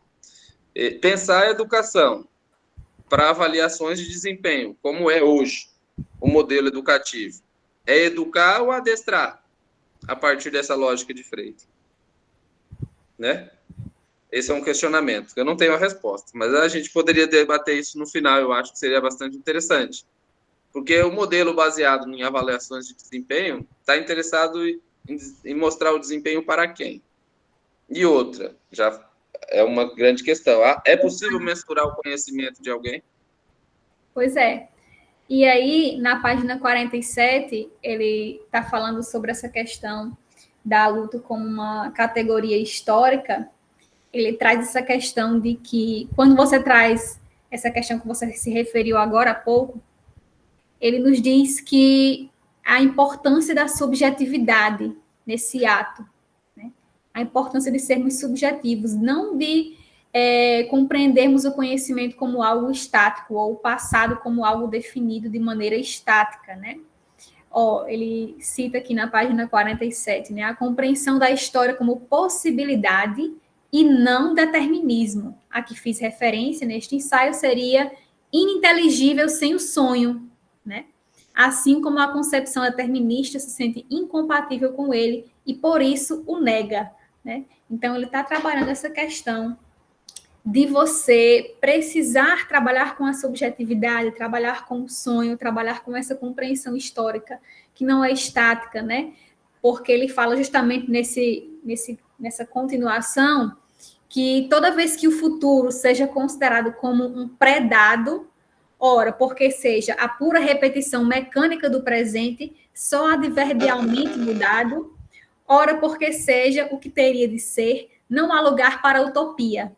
Então, a gente mata a utopia, a gente mata a subjetividade e o sonho, né? Mata o raciocínio, a criticidade, quando a gente pensa nos fatos como já acabados, como pré-dados, né?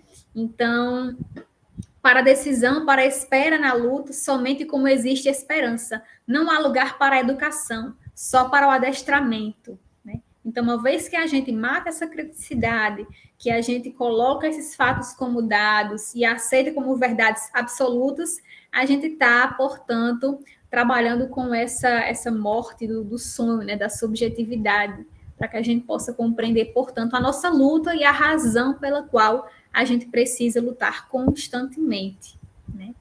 E compreender pelo que estamos lutando.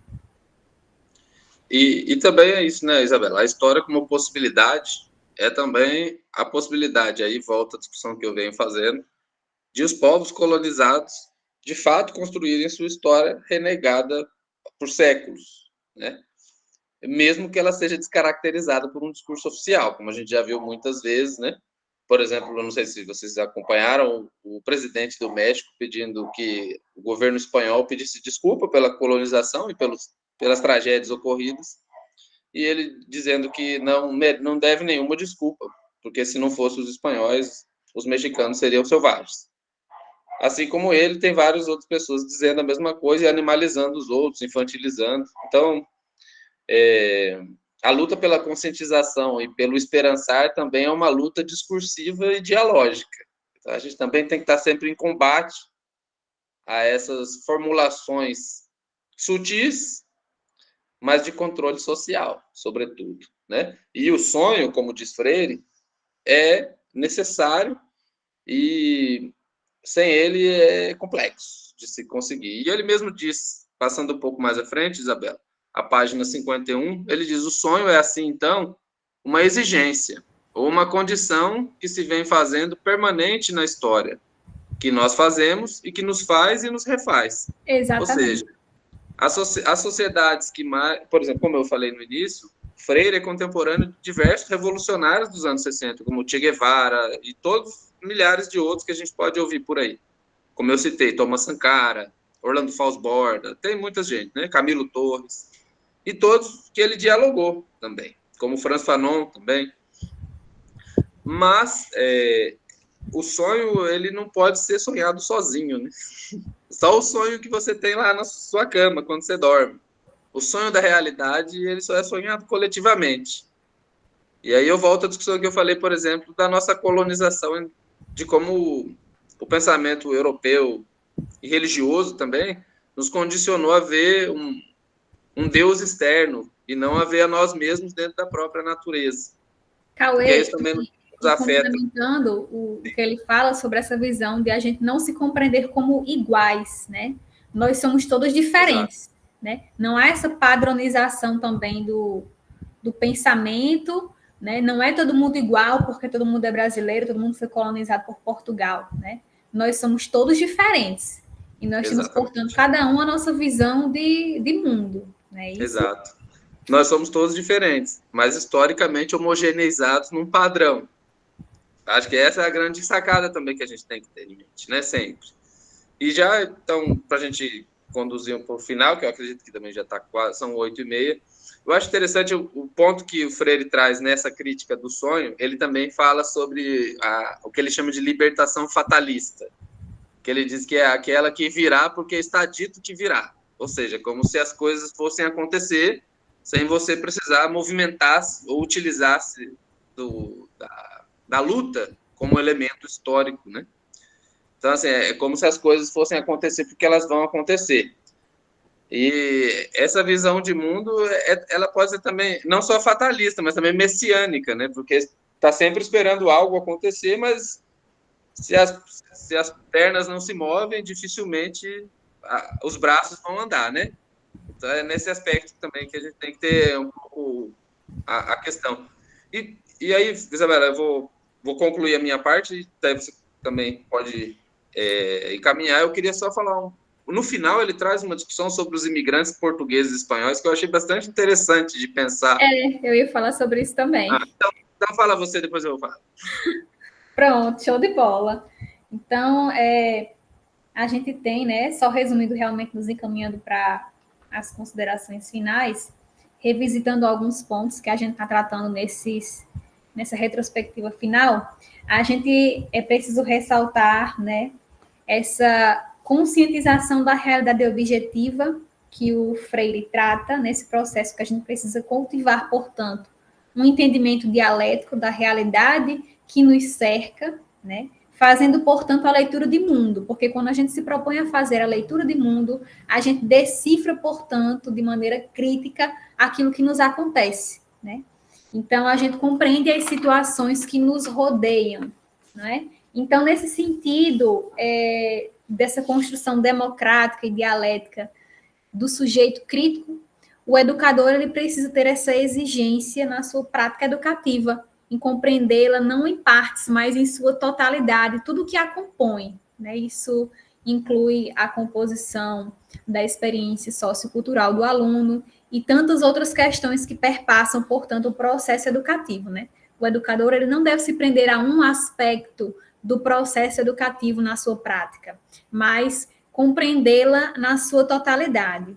E ele fala também sobre essa questão de que quando o professor ele é crítico, ele é consciente, ele reflete também sobre as escolhas de conteúdos. E aí fala muito sobre essa questão que o Cauê veio tratando, sobre a questão de eurocentrismo e das versões que muitas vezes são escolhidas para estar na escola, né, para estar nas escolas, que sustentam, portanto, uma história contada da visão do colonizador, né? Então, as escolhas dos conteúdos e como eles aparecem na sala de aula diz muito sobre que tipo de educação nós estamos construindo, né? E opinar sobre o currículo, opinar sobre os conteúdos que vão para a escola não cabe apenas aos especialistas, mas também àqueles sujeitos que fazem parte do processo educativo, né? Os professores que estão na sala de aula, os pais de alunos, todo aquele que está compondo, portanto, aquele processo educativo, né? Ele ressalta que é importante numa educação democrática, que a gente seja democrática hoje, né? Não que você vá construir uma democracia amanhã, você precisa ser democrático hoje, né? Para que futuramente essas crianças que estão passando por você na sala de aula construam também esse ato democrático. Não é possível, ele coloca, ser autoritário para construir ser autoritário hoje para construir uma democracia amanhã, né? O seu ato precisa ser, a sua prática educativa precisa ser democrática hoje, se você quer construir um futuro democrático, se você quer construir uma sociedade democrática. Então, deixa eu ver se engaguejar como é que eu digo, não magicizemos o currículo, né? Não magicizar o currículo, mas trazer ele para as nossas reflexões, né? E tudo que o compõe, porque essa relação dialética, essa relação reflexiva, ela diz muito também sobre o nosso ato de ensinar. Então, o diálogo pedagógico, né, o Freire fala que ele implica no conteúdo e no que gira em torno dele. Então, vamos refletir sobre o que está sendo ensinado, o que nós estamos ensinando, né? Como nós estamos ensinando, né? Que tipo de conhecimento nós estamos trabalhando, com que palavras, né? Em que contexto? A gente precisa trabalhar com isso, né? E ele faz uma reflexão sobre a questão da aula expositiva, quando a gente trabalha com aula expositiva, que ela não é necessariamente um instrumento de educação bancária, ele não quer dizer isso, né? É a forma como a gente faz que muda o sentido, né? Se a gente coloca aquela exposição, porém, que a gente não se consagre enquanto única via, por exemplo, não trabalhamos com uma versão única dos fatos, nós estamos sendo, né, democráticos. Se a gente abre espaço para o diálogo e para pensar a nossa versão e outras versões também, nesse sentido de contextualizar e de problematizar, nós estamos, portanto, assumindo esse caráter progressista da educação. Então, ele propõe esse diálogo, essa reflexão democrática, né? E nessas estratégias de diálogo, Cauê, que você vem falando, essa experiência que ele traz com os espanhóis é fantástica, né? Eu achei fantástica porque ele cita a história de um dos trabalhadores, que eu acredito que era justamente isso que você ia falar, então eu vou falar rapidinho para você aprofundar, que é a questão de que ele diz que acha bonito como os especialistas, né, como a galera se aproxima das lutas, né, da classe operária, e ele conta para o Freire, né, que ele participa de um grupo de esquerda dentro de uma fábrica, e a princípio eles buscaram convencer os companheiros de trabalho a participar e a se juntar a eles, só que ninguém apareceu na reunião, né, ninguém se juntou. E aí ele pensou assim, considerou aquilo como um fracasso, mas o que eles decidiram fazer? Se reuniram, né, para estudar, portanto, do que aquelas pessoas gostavam, que mais elas gostavam. E aí eles identificaram alguns pontos, dentre eles o jogo de cartas. Então, a partir do jogo de cartas, jogando cartas, eles colocavam questionamentos políticos. Ah, você vê o que aconteceu com o fulano? Ah, não.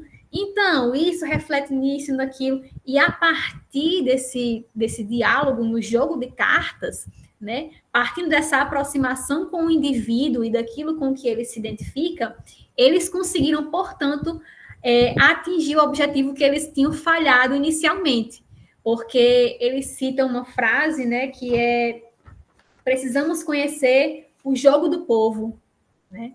Precisamos conhecer o jogo do povo, fazendo essa colocação do jogo de cartas com o jogo político e os jogos que envolvem, portanto, o povo, né? Então, o educador popular, ele precisa ter essa opção democrática e ser coerente com ela, né? O Freire defende isso, que a gente seja democrático, mas seja também coerente com o que a gente está dizendo que é, né? Então, que a gente realmente busque a razão de ser dos fatos.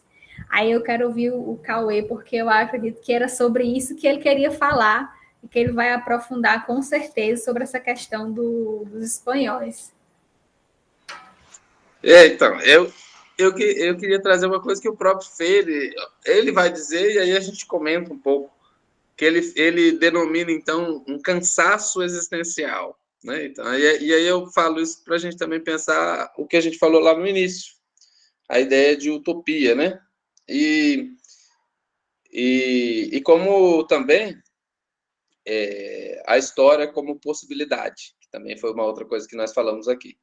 E ele diz assim, um cansaço, esse cansaço existencial, denominado por ele, que não era físico, mas espiritual, que deixava as pessoas por ele assumidas vazias de ânimo, de esperança e tomadas, sobretudo, do medo, da aventura e do risco.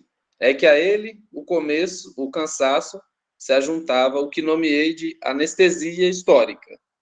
Ou seja, né, é como se a anestesia histórica é o remédio do dominador, o remédio do opressor, o remédio do colonizador. Tem diversas formas de você chamar isso.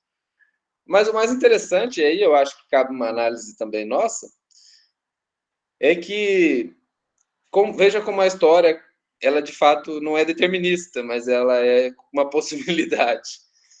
Porque isso ele está falando dos trabalhadores espanhóis, na Alemanha especificamente, os trabalhadores alemães imigrantes. E percebam como, por exemplo, há uma colonial, aliás, Portugal e Espanha vão praticamente sozinhas implementar toda uma política de colonização de outros locais, né? Eles são os primeiros, inclusive vão dividir o maior espaço, que é a América. Mas, em contrapartida, 3 séculos depois, já no século XVIII, esses 2 países vão estar praticamente esquecidos no processo europeu. E são tidos, inclusive, até hoje como sub-europeus dentro do continente.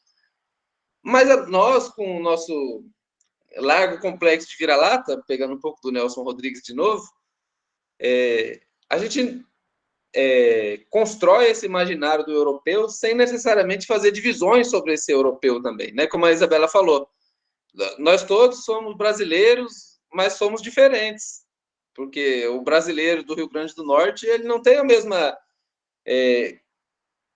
experiência sociocultural que uma pessoa em, sei lá, Vacaria, no Rio Grande do Sul, entendeu? Não tem.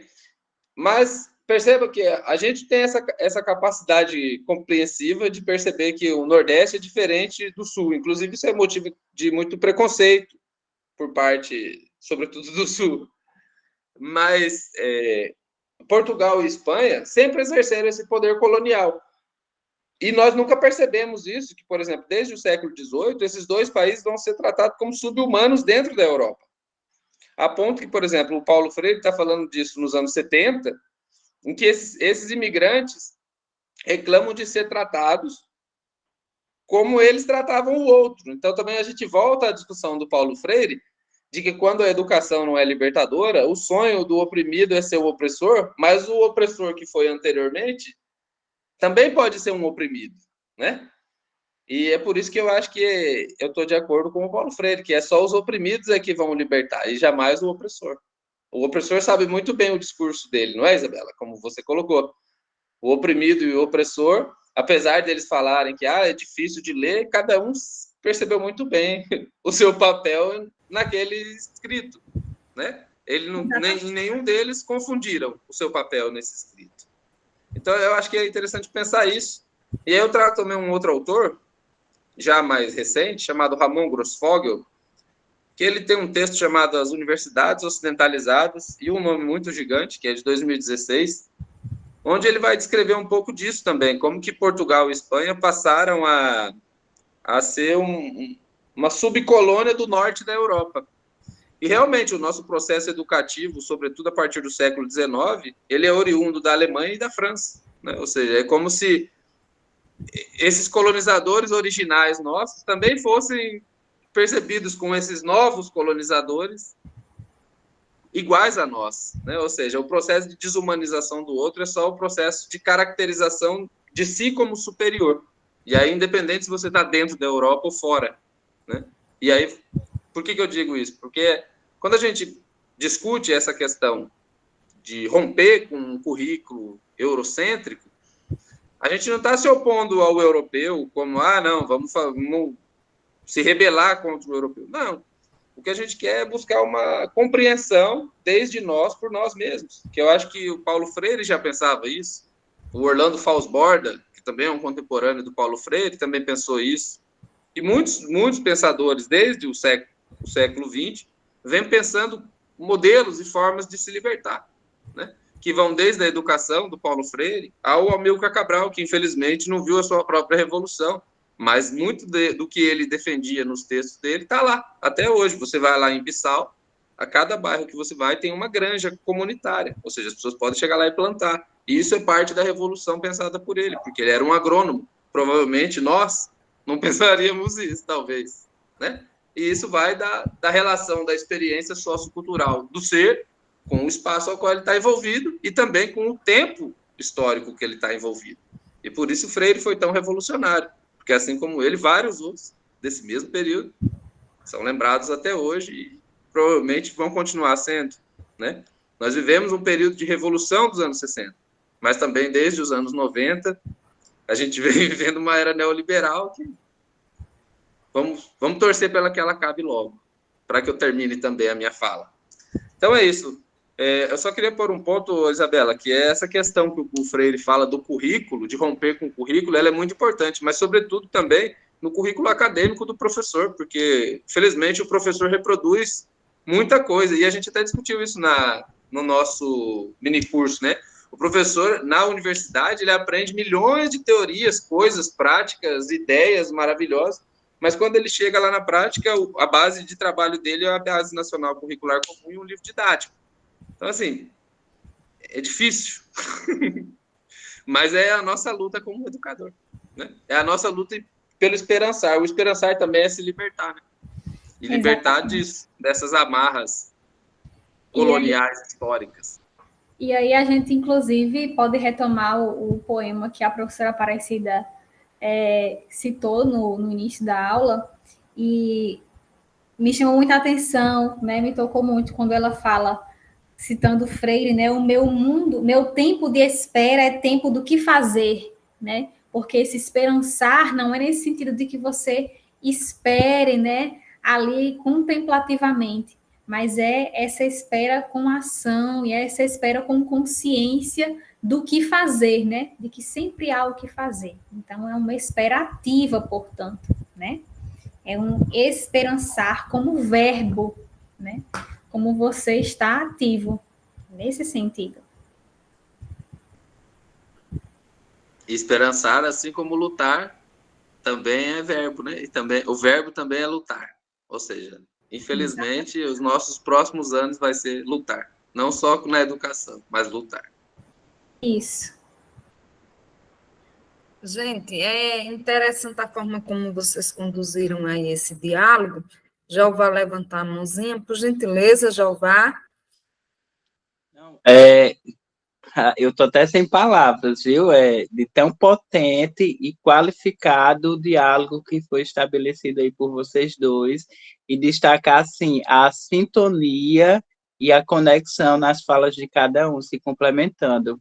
E acrescentar para isso, dizer que a gente não revisitou, através da pedagogia da esperança, só a pedagogia do oprimido, a gente revisitou outras pedagogias e outros livros que Paulo Freire nos coloca, tá certo? Como, por exemplo, pedagogia da autonomia, estava aí presente o tempo todo, os saberes necessários ao fazer docente vieram nas falas de vocês, e eu acho que vocês colocaram aí a discussões lá onde a gente vai ter uma dificuldade para dar seguimento, por causa que vocês trouxeram vários elementos. A gente fez aí uma viagem na história da educação, não só do passado, mas na história da educação contemporânea, a gente pode dizer isso, quando o Cauê finaliza aí colocando esses últimos acontecimentos históricos da sociedade brasileira, né? E ele finaliza aí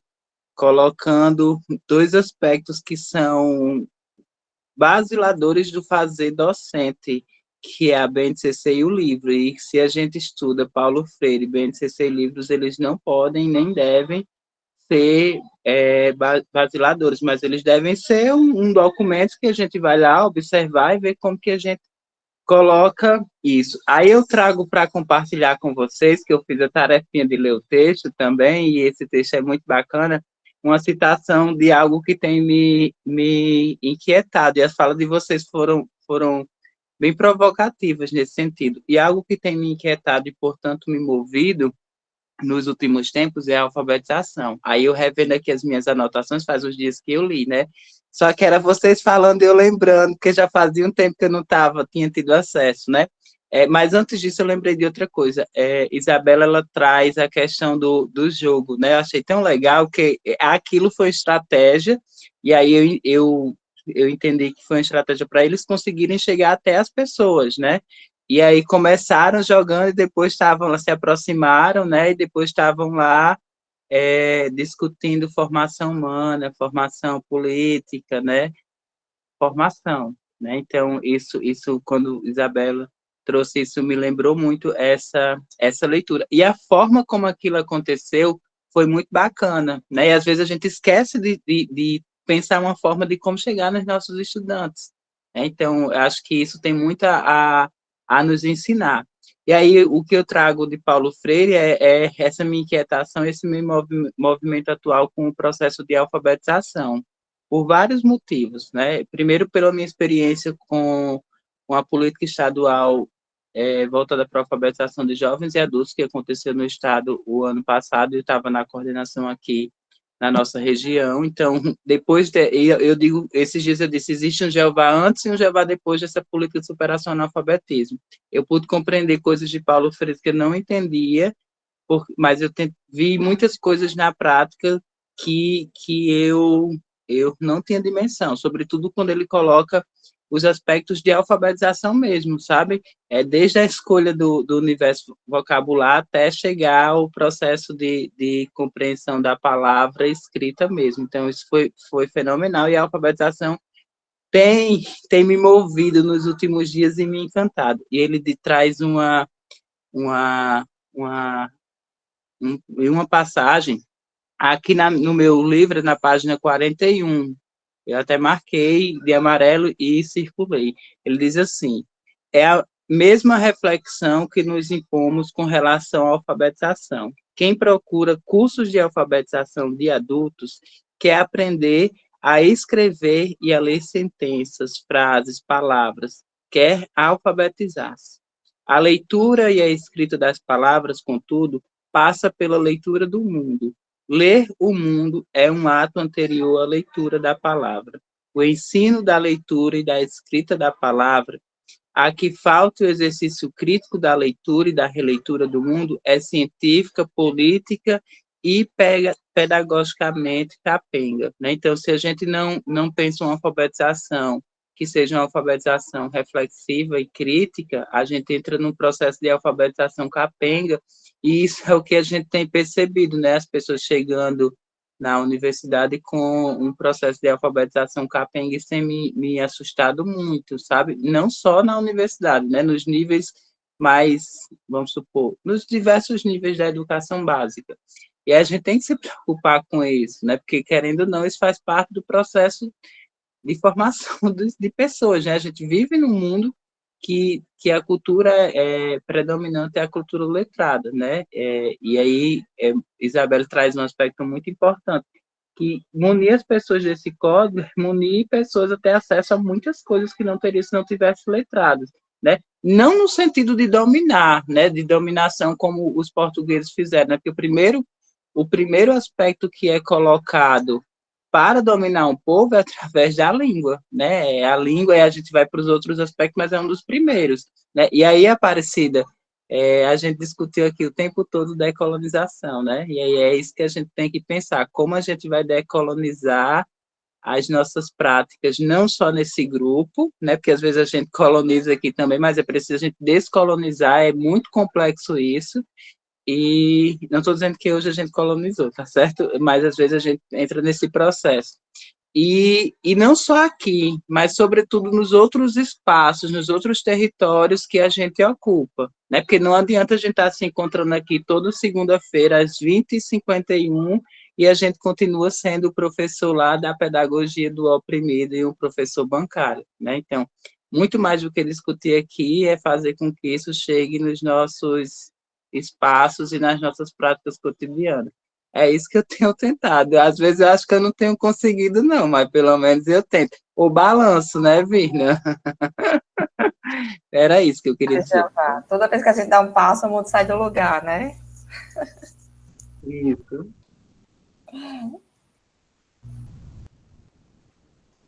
Bem, Wanda, querida, por gentileza.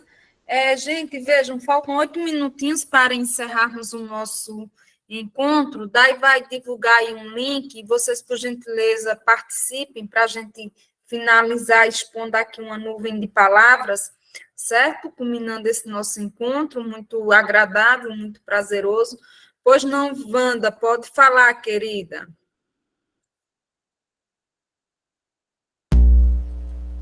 Oi, desculpa, eu não estava conseguindo abrir meu microfone. Eu quero agradecer ao Cauê esse compartilhamento dessa vivência dele, porque ele me trouxe uma informação que eu não tinha, né? Então, quer dizer, na prática, você nos permitiu colocarmos todo o trabalho do Paulo Freire em prática, né? E acabamos de ter o resultado dessa experiência, o que é a leitura o conhecimento de mundo, a leitura de mundo, né? E também eu não estou conseguindo abrir a minha câmera, deixa eu tentar mais uma vez. É complicado a gente falar sem olhar, né? Acho que é hábito de professor, né? Mesmo trabalhando à distância, a gente ainda quer olhar, né? Olhar no olho dos outros. Não estou conseguindo. Tá? Computador velho é assim, volta e meia aparece uma coisa diferente. Mas é isso, agradecer não só pela experiência que dividimos aqui, com certeza, se fôssemos levantar, todos nós, né, temos isso, mas a especificidade da experiência dele, né, e da família, de viver exatamente no local que é mencionado, então isso é muito forte, isso é vida, isso é ensinamento, isso é aprendizado, isso é educação, né? Da mesma forma que isso nos orienta para conhecermos as pessoas com as quais nós lidamos, né, no trabalho. Então, os nossos educandos, é a mesma coisa. Se a gente não conhece, não tem noção, não se interessa em conhecer ou em saber, em obter um vínculo, né? Mas em conhecer um pouco da história desse nosso educando, que é o que o pessoal fez aí com o jogo, né? Se aproximando também e tudo mais, para conhecer a história, o nosso trabalho será mais difícil, né? A nossa dificuldade ou quase impossibilidade de encontrar formas de criar um vínculo, de criar uma afinidade, pelo menos, entre os nossos educandos e o nosso conteúdo, independente do que seja, né? Mas, então, para ilustrar bem essa aplicação prática do que é Paulo Freire, do que é também a questão ideológica e política, né, da educação. Se você não tivesse tido essa experiência, não poderia nos enriquecer tanto hoje com essa contribuição. Então, muito obrigada. Desculpa, eu não consegui aqui ligar a câmera, mas agradecer mais uma vez. Me trouxe esclarecimentos aqui que eu estava tentando. Falei, uma hora eu vou ter que descobrir o que isso significa, e você me trouxe isso. Então, muito obrigada.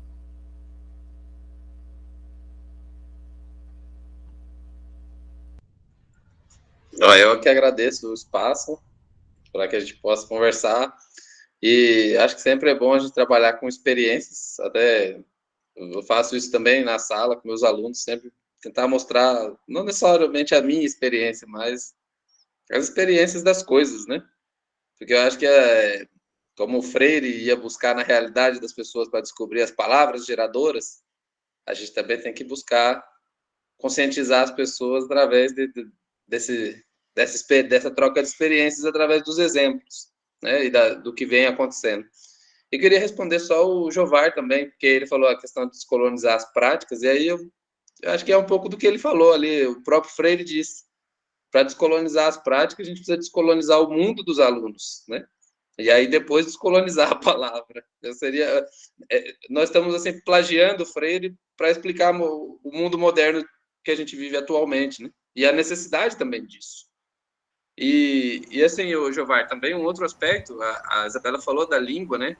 Do colonizador, mas o colonizador, ele teve uma tríade que a gente pode perceber no nosso dia a dia, que é a língua, porque basicamente todos nós falamos português ou espanhol, a religião, porque a América Latina é onde concentra a maior parte cristã, seja ela católica ou evangélica, e a violência. Os maiores índices de violência são na América Latina, e geralmente são violências relacionadas a elementos que não estão ligados a nós, como o tráfico de drogas, por exemplo, né? Então, é interessante pensar isso, como o espaço-território se tornou livre, mas as nossas mentes continuam muito colonizadas ainda, e essa é a nossa função educadora nesse momento. E por isso que a gente também se coloca nesse rol, nesse processo de descolonizar, não só o universo do aluno, mas também o nosso próprio, o nosso universo, porque... exato. Fala da formação de professores. Exatamente, nós também estamos envolvidos nesse processo, né? Também não estamos à parte. Então, é todo um conjunto que contribui, portanto, para uma prática que vai descolonizar, essa questão da conscientização, tanto nossa, quanto da gente incentivar também essa conscientização nos nossos educandos, né, nesse nosso processo.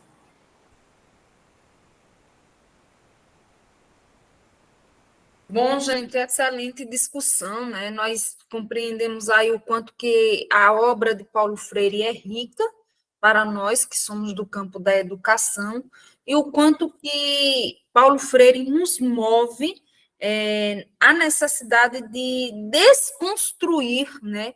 Desconstruir uma visão hegemônica e que posiciona os sujeitos de forma hierárquica, né? E que essa hegemonia, sobretudo na dimensão capitalista, neoliberal, tal como está posta a sociedade, nós temos aí 2 documentos normativos da prática pedagógica do professor, o principal deles é a BNCC, né?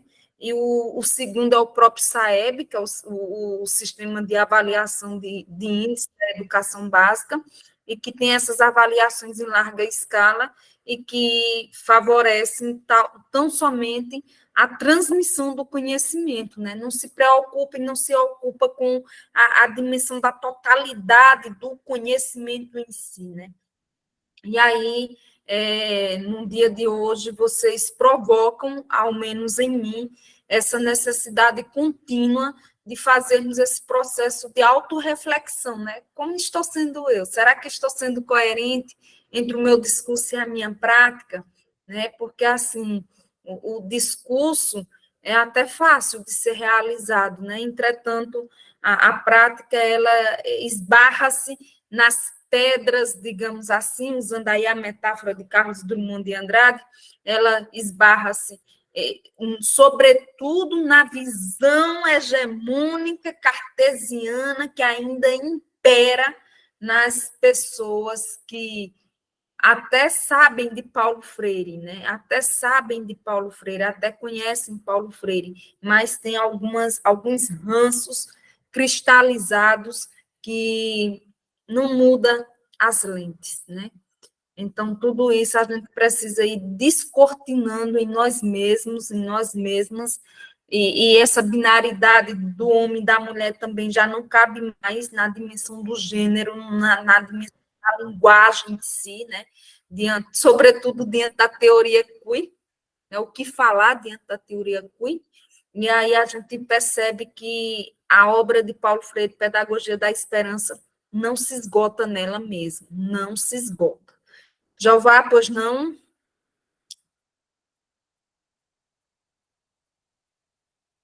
Jeová, você levantou a mão para falar? Eu estava falando, tinha esquecido de ligar. Não, eu estava dizendo que esse diálogo todo me lembrou que são os cuidados, né? Esse descortinar, rasgar essa cortina, né? É o cuidado que a gente tem, que habita dentro da gente, algumas das vezes, um opressor, né? De vez ou outra. Então, a gente tem que ter cuidado para que esse opressor não...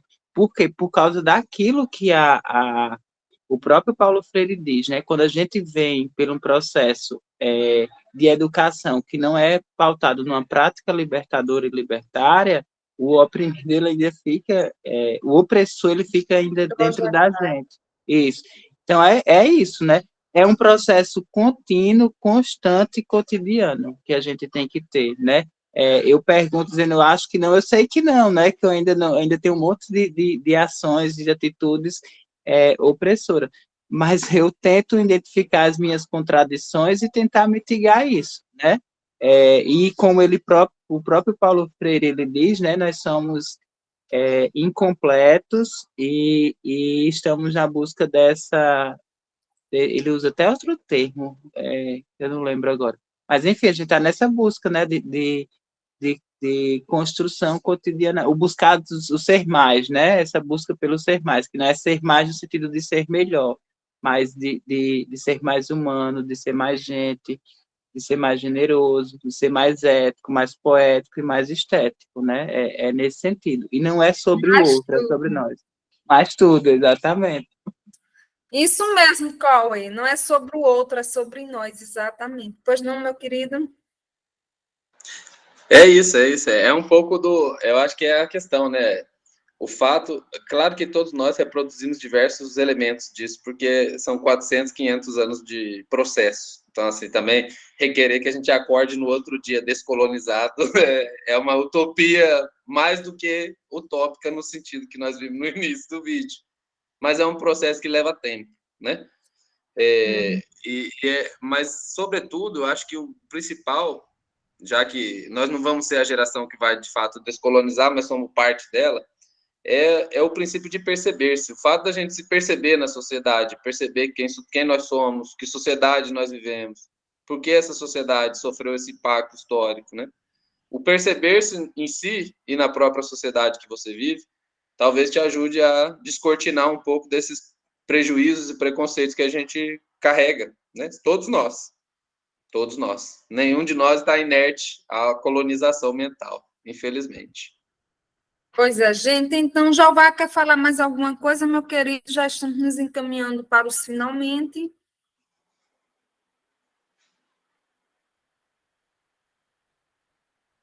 Fale, meu bem.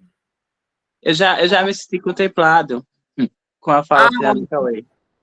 Gente, então vejam aí, né, esse nosso encontro de hoje, né, ele foi bastante proveitoso, né, e aí nós temos algumas palavras muito caras, né, que favorecem os desdobramentos enunciativos da pedagogia da esperança, né, o esperançar, o saber, a consciência histórica, o humanizar, o descentralizar os saberes, a leitura de mundo, o ouvir, a criticidade, a educação, a partilha, a democracia, a dimensão dialética, as relações, a transformador, né, o ensino bancário, análise crítica, interação, agradável, repensar, currículo, né? Então, se nós fôssemos nos ocupar de cada categoria dessa para fazermos um aprofundamento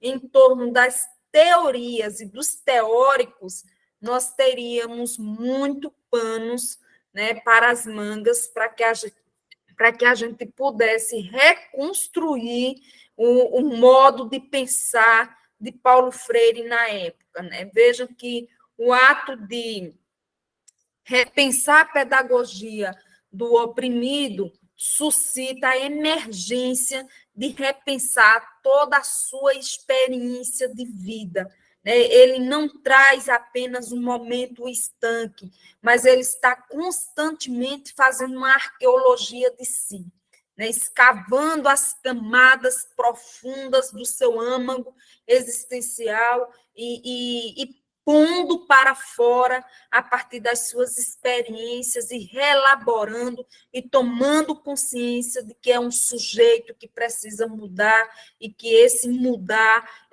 estende-se a todas as pessoas que estão à sua volta, a todos os seus leitores, e é muito lindo e maravilhoso nos debruçarmos sobre os escritos de Paulo Freire, porque ele fala de si, né? Ele explica uma realidade a partir de uma vivência, a partir de uma experiência, e aí ele não é um ser iluminado, cristalizado, mas é um ser grávido nas relações existenciais que estabeleceu com o mundo.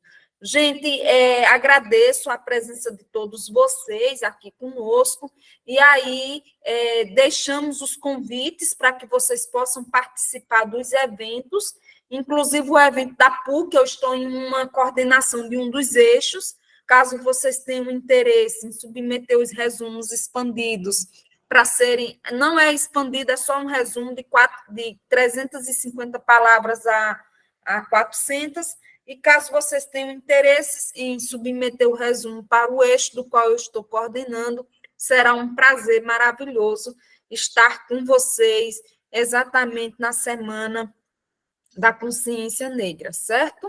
Então, um abraço no coração de vocês, fiquem com Deus e até o nosso próximo encontro. Tchau, tchau, gente. Tchau, boa noite.